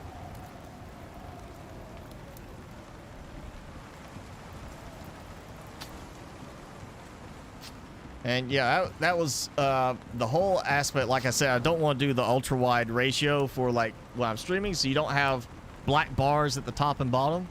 That's one reason why I waited so long to go with something outside of 16:9 ratio, because it was easier to just say capture the screen and be done with it. But you know, one advantage with this, and I was doing this for since I got the monitor, I was doing this with my other streams until I, you know, finally got around to switching over to Stream Elements. But I did have it where next to the gameplay, I had the YouTube chat undocked there, and now I've actually got it fixed better in OBS thanks to Stream Elements. That is working a lot better.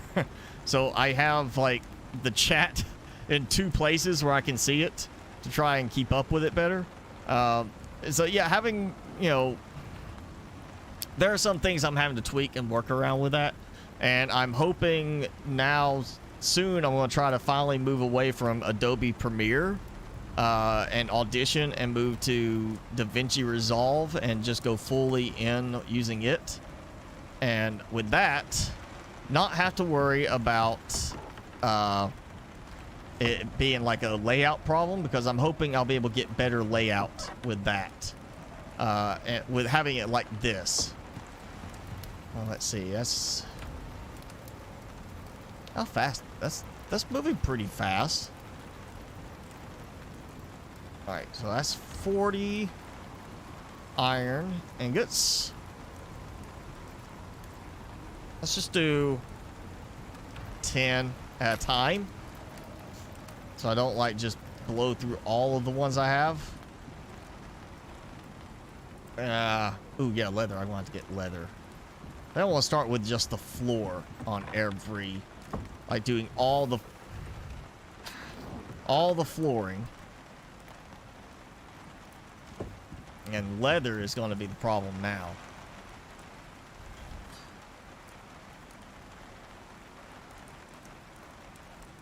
Yeah, we'll just go ahead and do 4.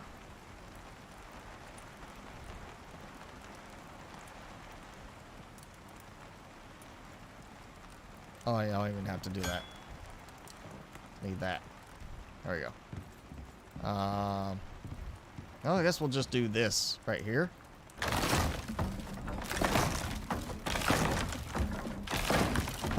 And like I upgrade it is what it kind of looks like. I just went bam, Stony Armus, and it's just like the stone appears, and oh look, yep, that's not a good sign. And it breaks. Thank you for the bad upgrade method. Yeah, again, not impressed with this game. That's just bad, and I better not have lost all my stuff. Oh, I get the goodies back, but I lost the actual items, or did no, I didn't. Yeah, that's... I'm sorry, that's just bad. Bad development, bad implementation. Why is that such a problem? You know, I should never even bothered upgrading it at this point. That was a waste of time and effort to do that.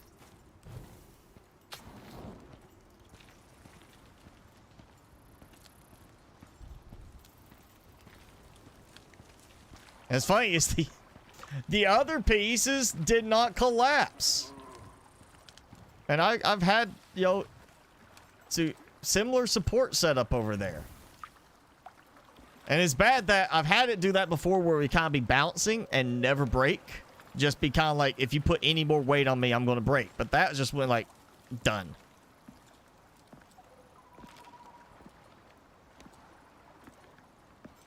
Concrete furnace in this game? I mean, I guess, you know...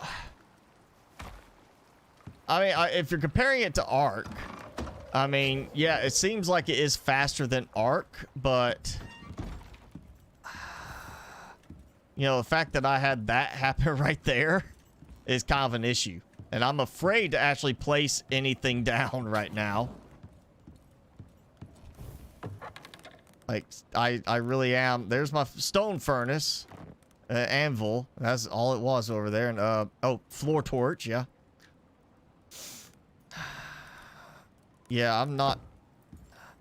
Again, I'm still not happy with this. I'm going to give it a few days. I'm going to see if they finally decide to come out with, like, an update that just has every single person in the reviews going, oh, man, this is so amazing. This is, like, a completely different... This changes everything. And then I'll be like, okay, you know what? I'm willing to give it a try now and see how it goes with this. And give it some more time. But, you know, until I see something like that, where it's just people are raving about how good an update has made improvements to the game, I'm not going to be doing anything with it. I'm sorry, I'm not. This is going to be... in a week's time, this will get uninstalled. That's just what's going to happen. It's going to be uninstalled within a week's time because I did not miss playing this since the last stream. I absolutely have had no interest in playing. I haven't had anything that gave me a reason to play it. It is what it is. I just don't think it's that good of a game. I think they've released it at least a year earlier than they should have. They should have had this in development for another year of early access where people could play and say, hey, here's a bug, fix it. But calling it finished at this point was a mistake. Yeah, the timers are...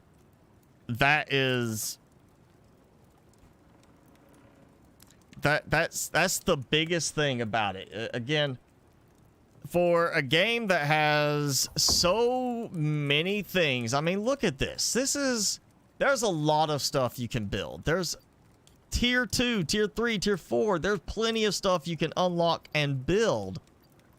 And despite that, it's like they said, you know what? We're going to give you no reason to do this. Because you've got a timer that at the end of the timer, you cannot go back. You can't do anything else. If they had done it where here's your mission, here's the timer, you have to complete the mission during this time to get your reward. But after that, you can go back and just free play, casual play, gather more supplies, do some experience leveling. You can do that, and your base and your stuff will still be there where you left it. I think that would work better. I think you'd have more people wanting to do that. But the fact that each prospect is just a mission where you actually just go and you start again and you start again and then you start again, and that's all it is. It's a problem. It's not set up the way it should be. And yeah, that really bothers me right there that happened. So I guess I'm going to have to add a bunch of pillars in to make that work.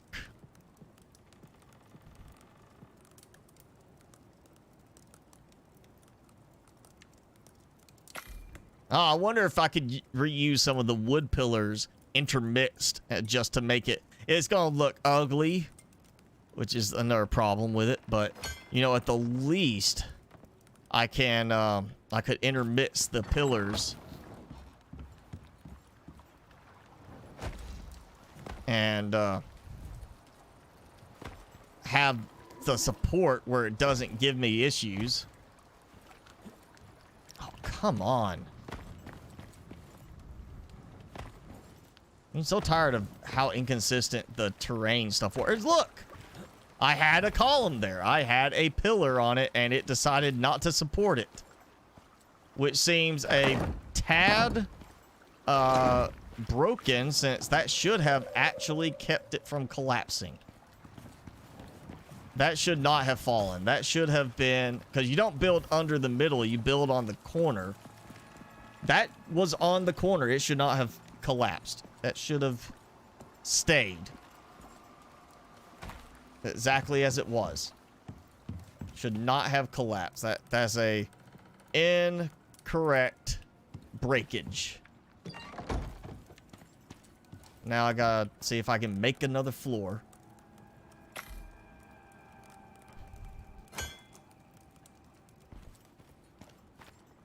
See, and it's green.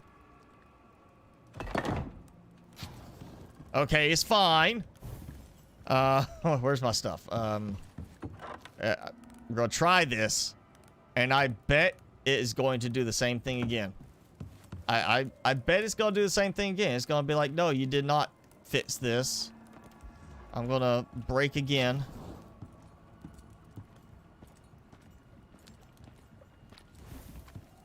Kind of look about where I want it to go. That should be good. Yeah, okay. I'm gonna put this back.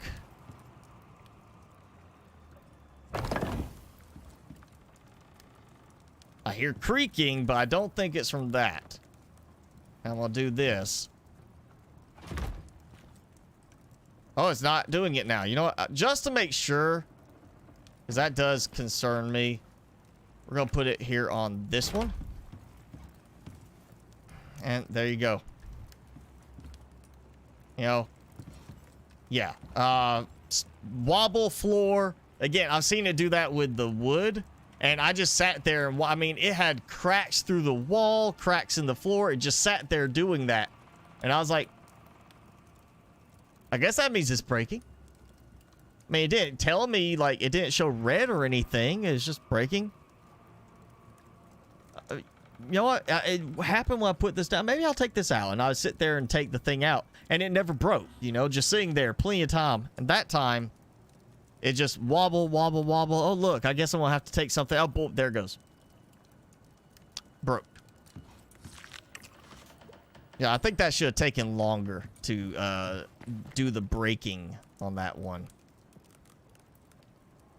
I'll take that out. Let's do I have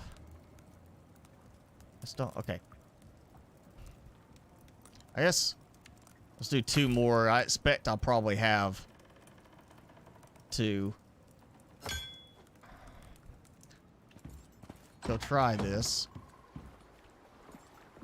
That's not going to work very well.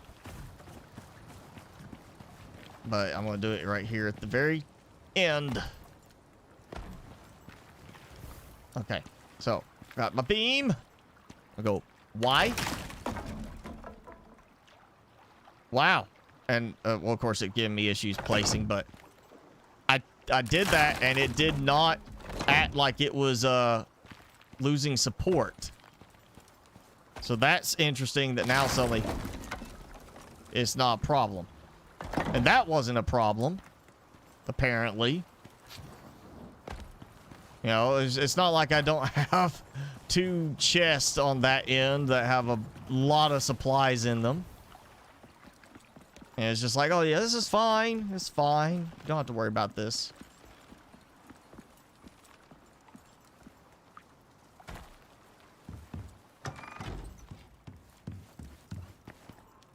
Yeah, it bothered me. That bothers me. There's just too many things with this game that are unpolished. Not thought through. Yeah, I'm gonna wait for this to hit 2.0, honestly. Unless this next update just gets rave reviews, just suddenly gets, they go from like 62% positive, like 75% positive to like 80, something like that. You know, on the recent, I'm gonna sit there like, yeah, I'm gonna wait for the 2.0 release because maybe then it might be finished.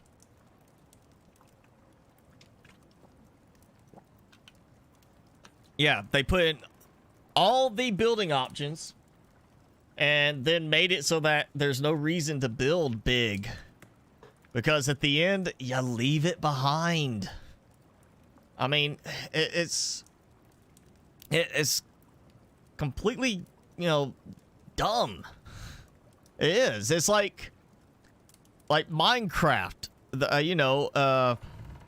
There's the wood pickaxe, there's a stone pickaxe, gold pickaxe, and diamond pickaxe. You know, you don't have a dirt pickaxe in the game, which, you know, it doesn't make sense to have a dirt pickaxe. But what if, because you know you're not going to have a dirt pickaxe, there's no reason to have a dirt pickaxe in the game. It doesn't make sense to have a dirt pickaxe, but they spend the time and effort to make a graphic, an image for dirt pickaxe. They put in a recipe for the dirt pickaxe, and then all they do is put a nets over it. It's like, why did you even put in the time and effort to do that when obviously you're not going to have a dirt pickaxe in the game? You don't have it. There's no reason to have it. So why spend the time and resources creating something that doesn't matter? And that's pretty much what they did here. They made all this stuff that doesn't matter. Like, here's a heavy heater. I mean, you got to make aluminum ingots, you got to make electronics, steel screw, carbon fiber. It means you got to get all the stuff before that to make it. You got to get all the stuff up to that point. You still have to go through that stage by stage by stage. It's not like, oh, I'm tier 4, I could come in and immediately start making metal flooring. No, you're going to have to make a wood floored base or thatch base, whichever way you went. You gotta make that because you gotta have shelter for the crafting bench to work. So you gotta come here. This has to have shelter. Useless without shelter, says so in the text. So you gotta make a base. That means you have to have enclosed walls with a doorway that's closed. You have to have a ceiling. You have to have all that. That means a thatch or wood base, which you then turn around, you get that lets you make this, then you can upgrade to stone, then you can work to this. So you're basically trying to do the entire upgrade pathway in a single prospect that if you play in the online mode, You have 7 calendar days to do it. Not 7 days of game time where you're actually playing. In online mode, is still ticking down while you're not playing. And offline mode, the last I checked, they still hadn't got it tweaked right where the experience points were registering correctly. They were showing the right numbers, but they were still, you know, it was still calculating the wrong amount on the experience points in offline mode. So offline mode is slower because you don't get the experience points you're supposed to get. So it makes it harder to level up in offline mode, even though you're doing the same amount of work. So yeah, and I don't even know how you managed to do that. I'm still completely blown away by the fact that online mode and offline mode, the experience points calculated differently. So that kind of implies that they did something that separates XP calculations between the modes, even though really you should be using the XP calculation as the same function through the whole thing. Like there's, you know, it's like you're using the same thing in both sides. Just use it, you know, here, use it again. Just put it in one spot, and every time you need it, you reference that spot. You know, you don't have to make a second copy of it and reference that for the other style of game. You know, I mean, it's like they decided to say, hey, we're going to make a function for how we calculate the experience points gained from stuff, but we're going to, instead of just calling that function in this side of the game on the offline mode, we're going to just duplicate the function. We're just going to write the code again. And, you know, instead of just using the exact same code, just calling that other function, they just said, we're going to rewrite it. And then they messed up when they rewrote it and got the calculation wrong. I'm not like a programmer by trade, but I know enough of programming and scripting when I work on servers to automate things. I know enough to be like, you know what? It seems like something was done wrong there. Like, you did not do it the way you're intended to do it. You kind of went the wrong direction, though. Like, the way that's like, if you're just taking a basic how to program type course, it's like, okay, here's this, and this is how you use it, and this is why you use it this way, because it saves you time, and it makes things consistent. And it's like, oh, no, we're not going to do it that way. It feels like it's like they threw that out of the window too. Just said, we're not going to do it that way either. We're going to do it our own way, even if it's going to make things worse.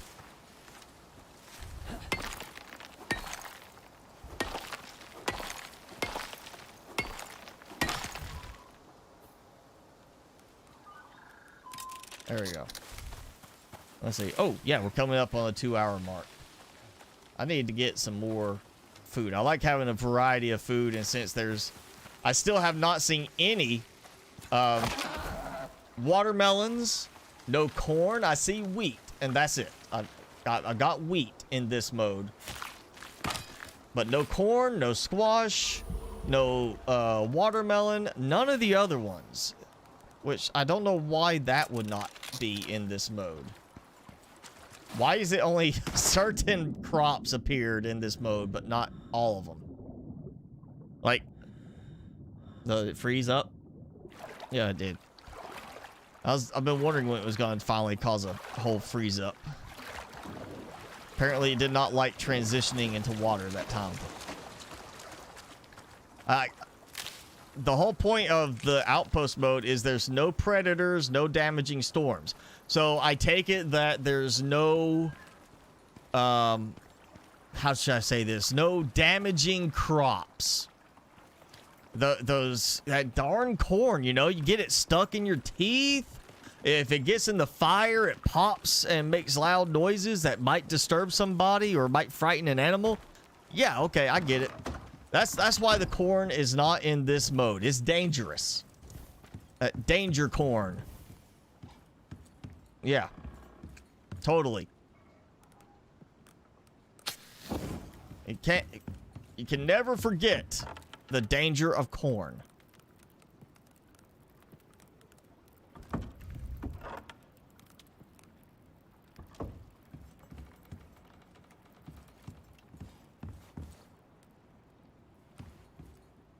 Probably should get some more fish in a moment too, but yeah. I'll go grab some fish.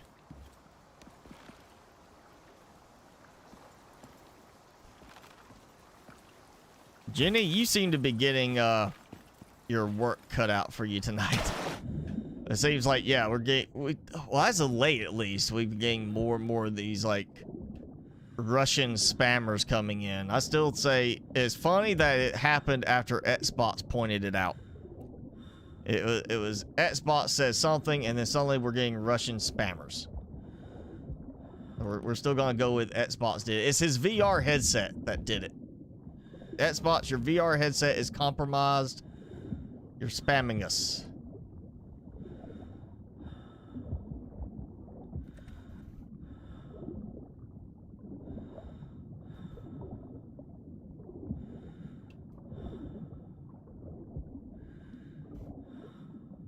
Okay, I just thought of a critical question here.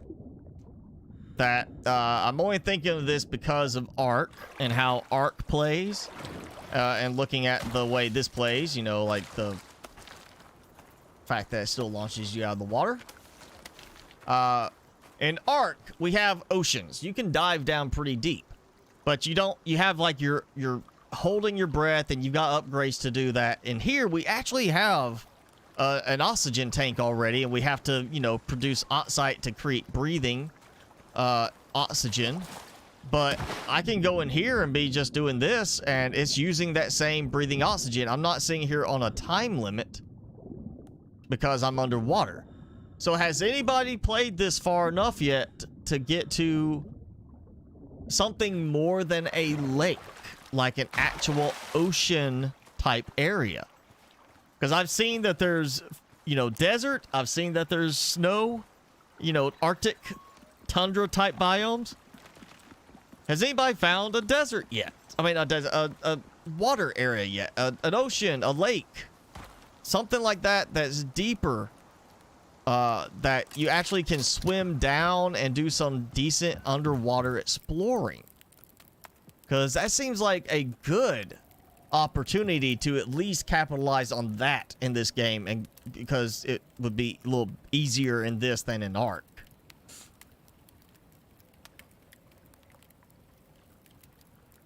Karki! You don't know why I'm playing? This is Icarus, and this is the last time doing this.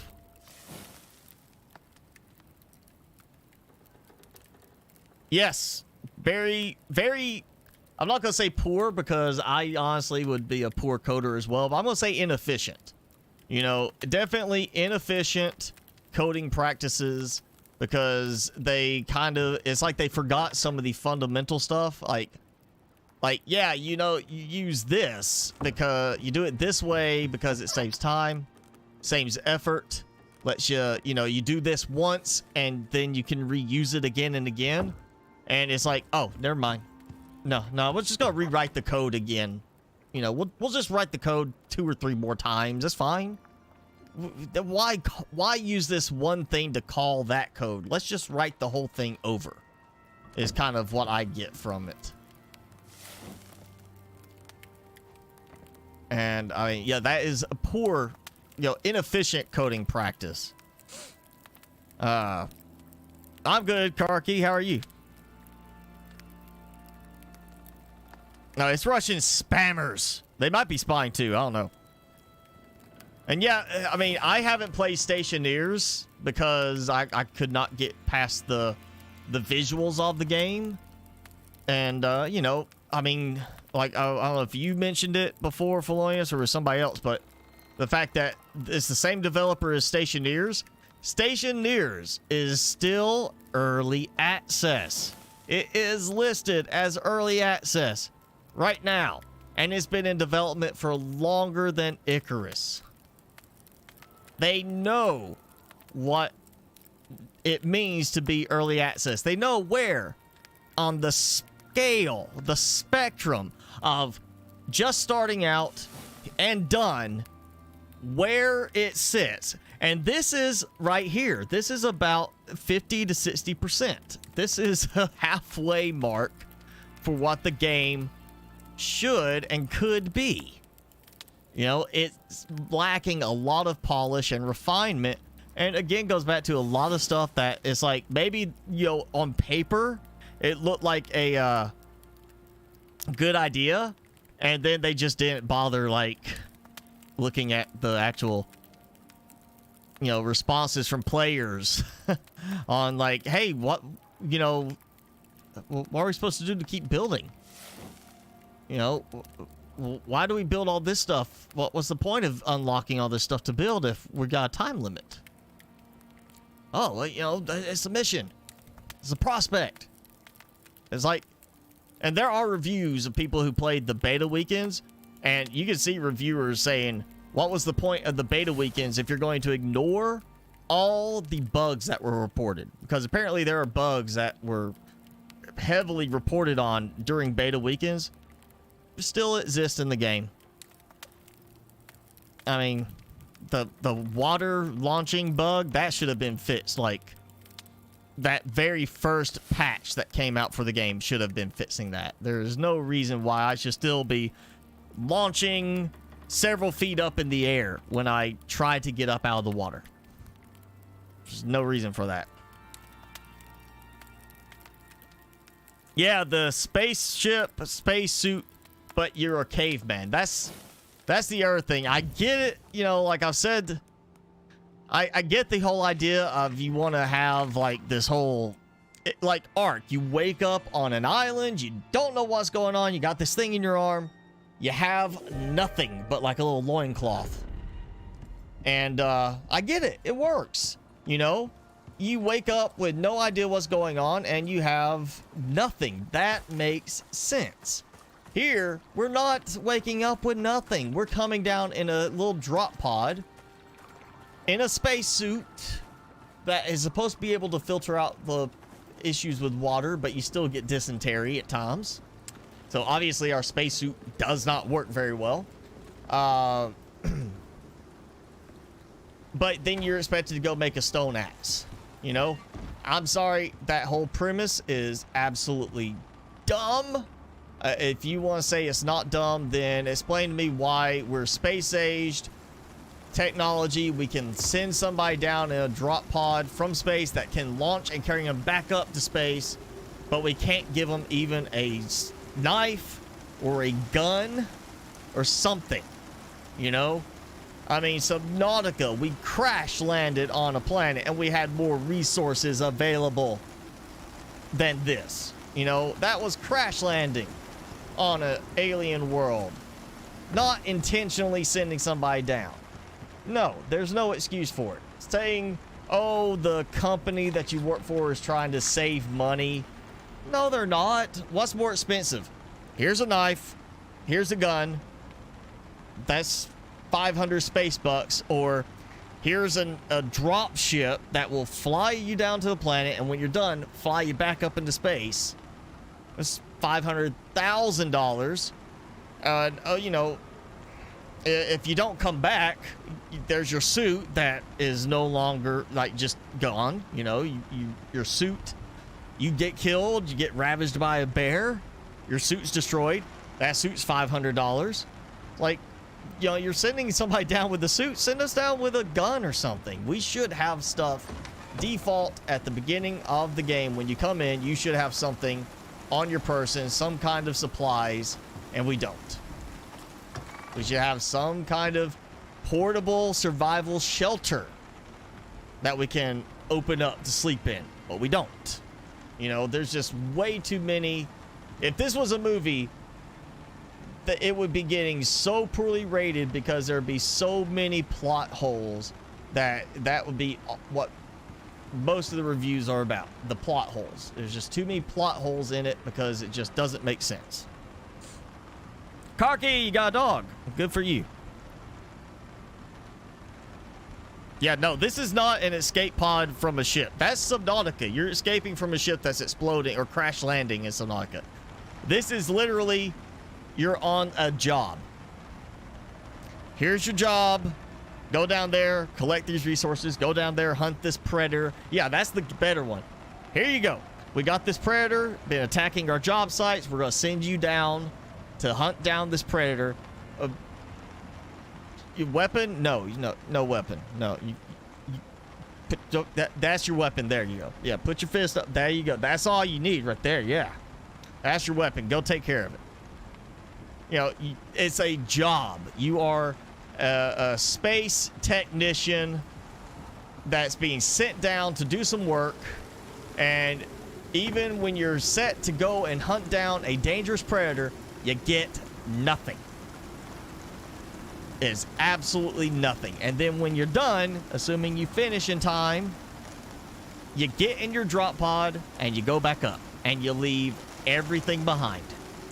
Except the drop pod, which is a little bit too far for me to see it, but drop pod over there has storage spots in it.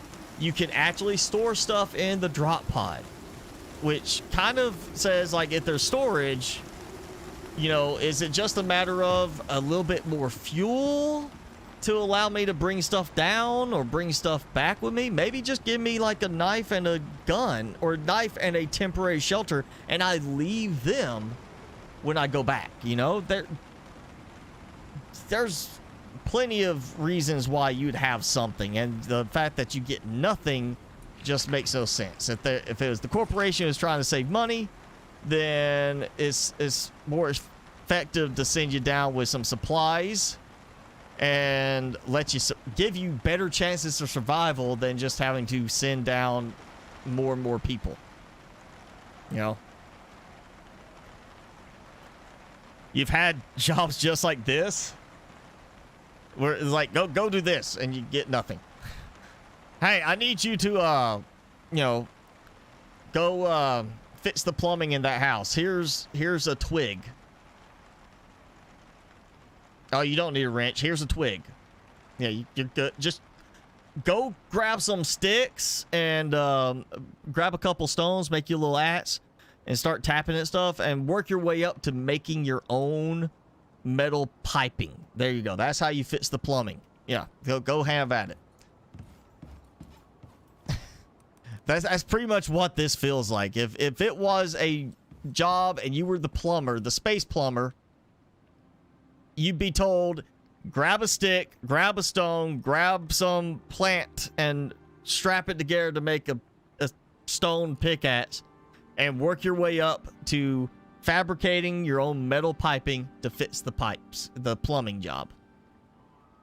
As opposed to just saying, hey, here's your wrench, here's your caulk, whatever, here's the pipes, go fix it. You know, do the job in 2 hours, or take 2 weeks to put together the supplies and do the job. You know, that's what this is.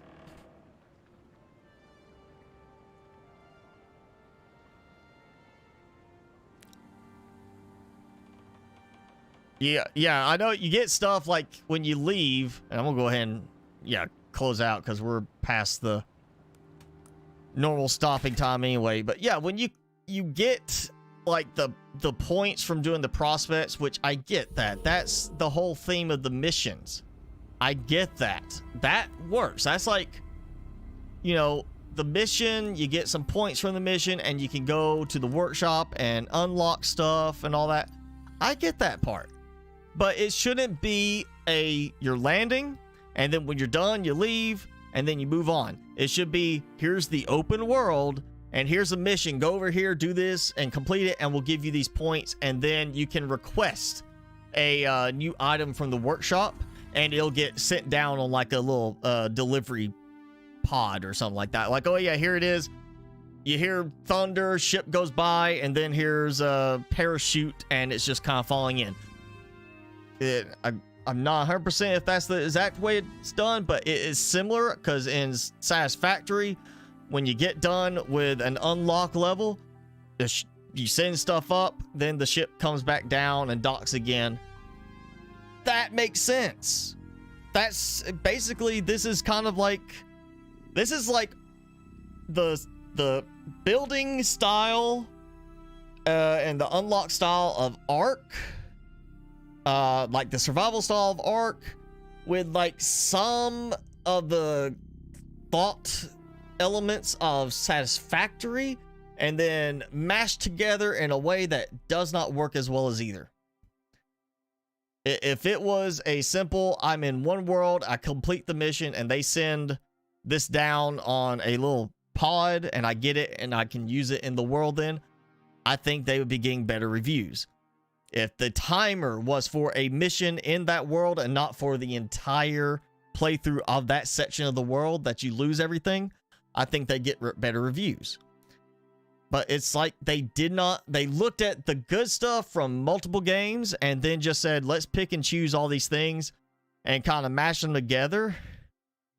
But you know what? That thing that game does really well, we're not going to do it that way. We're going to do it different. We're going to do it this way. And did not think of how well this is going to work.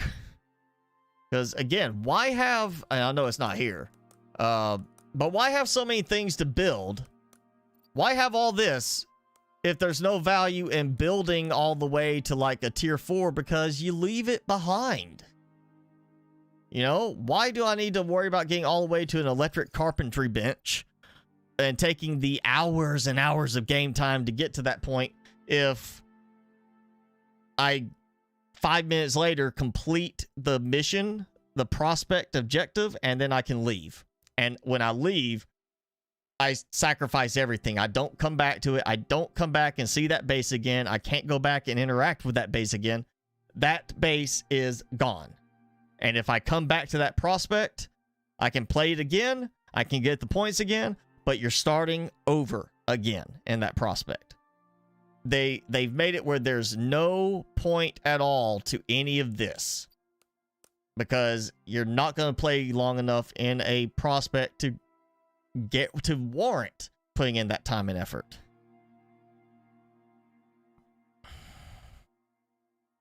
All right, thanks for hanging out, Madison. Just you know, when you have time, that's fine. We know people get busy. Life gets in the way. All right, yes, that's it. Icarus closed out. And again, I'm going to give it a few days. I'm going to maybe like a week, and I'm going to wait and see if they release an update for it that just suddenly gets the reviews completely turned around. And if they do, I'll give it another look. You know, like let's see, last update, new mission, agricultural supply stockpile, and extended survey. And then, you know, here's patch notes. Fixed issue with extractor only mining a single ore on reload. Okay, that's an issue. Yeah. You put an extractor, assuming you get to that point in your tech tree that you actually spend that much time upgrading. You get to extractor, you exit the game, you come back in, and now it only mines one ore and stops. That's a problem. I can understand that. Why that's in the full release game, I don't know, because that should have been something fixed before full release.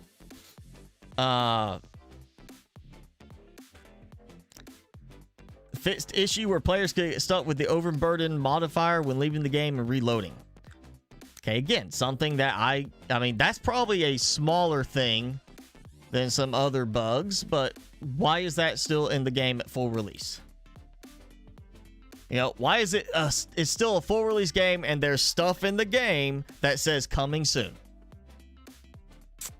That's still it. That's like the most critical evidence right there. If it is a full release game, there shouldn't be anything in the game that says coming soon. But they have several items in there that say coming soon because it's not in the game yet. Hey. You have been quiet, Timmy, all night. He's been napping. He's like, I'm taking a nap. I'm relaxing. Here, look. You want it? Say you want it. Say, ooh, stretch your leg. Ricky, wait. Give me paw. Give me paw. Come on, give me paw. No, no, no. There we go.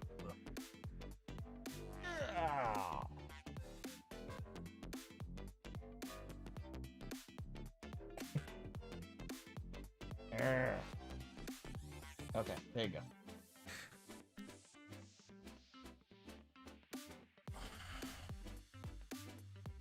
The agricultural mission is hard to do by yourself. Yeah. That's, I mean, I'll give it a try when it's version 2. That's pretty much what I sticking by, you know.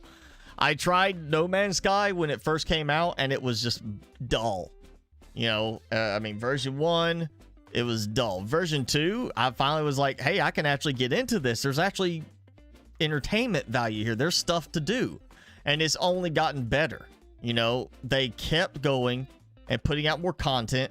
And I would say No Man's Sky right now is at the point of 2.0 was like full release where it should have been. And now they're on like their second DLC.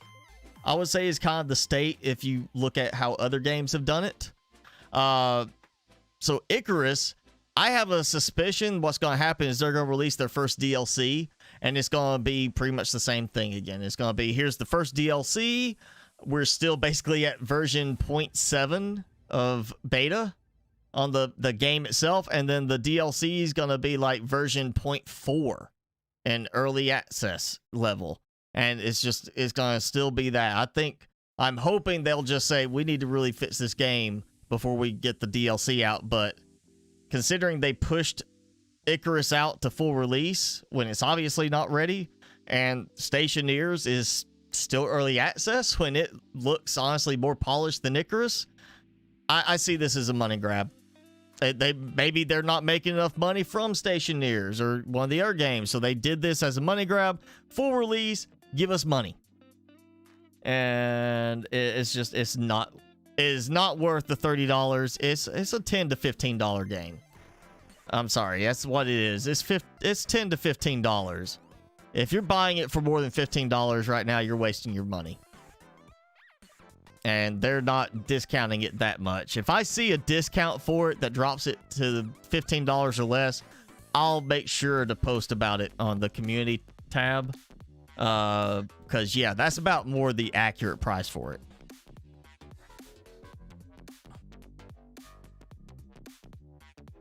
Thank you, Devin. Hope you have a good New Year's as well. Oh, it's 300 of each crop.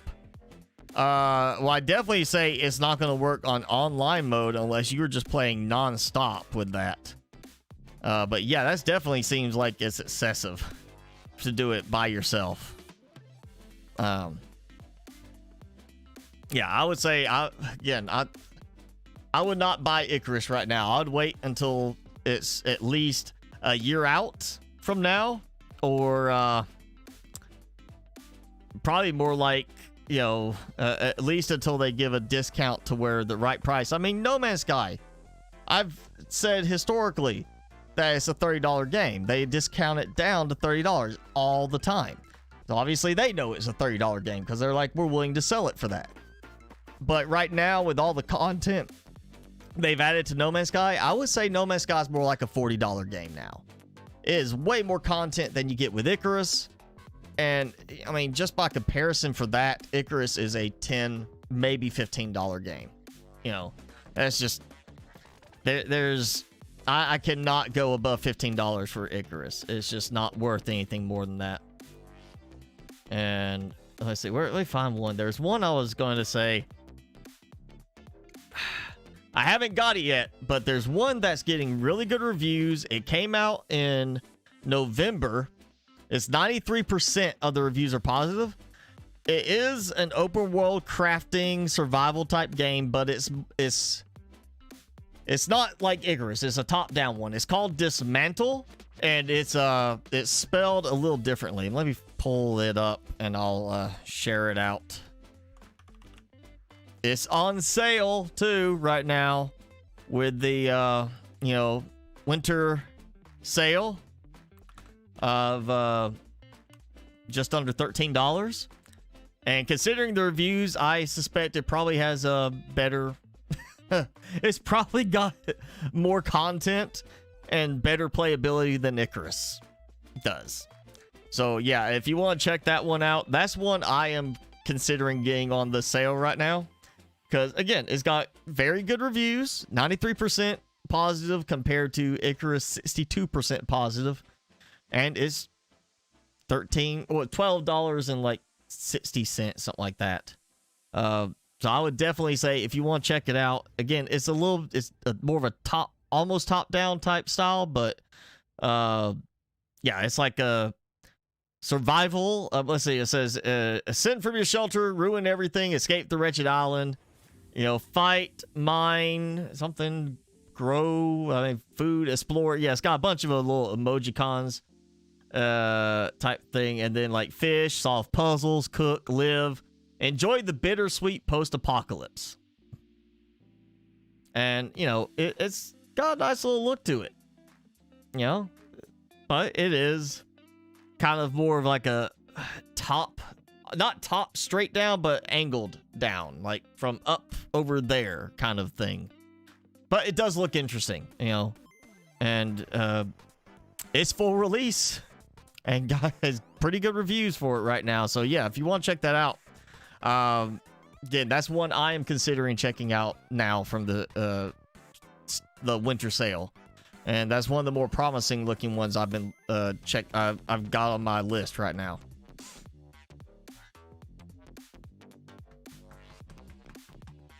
Come on, Tinny, wake up.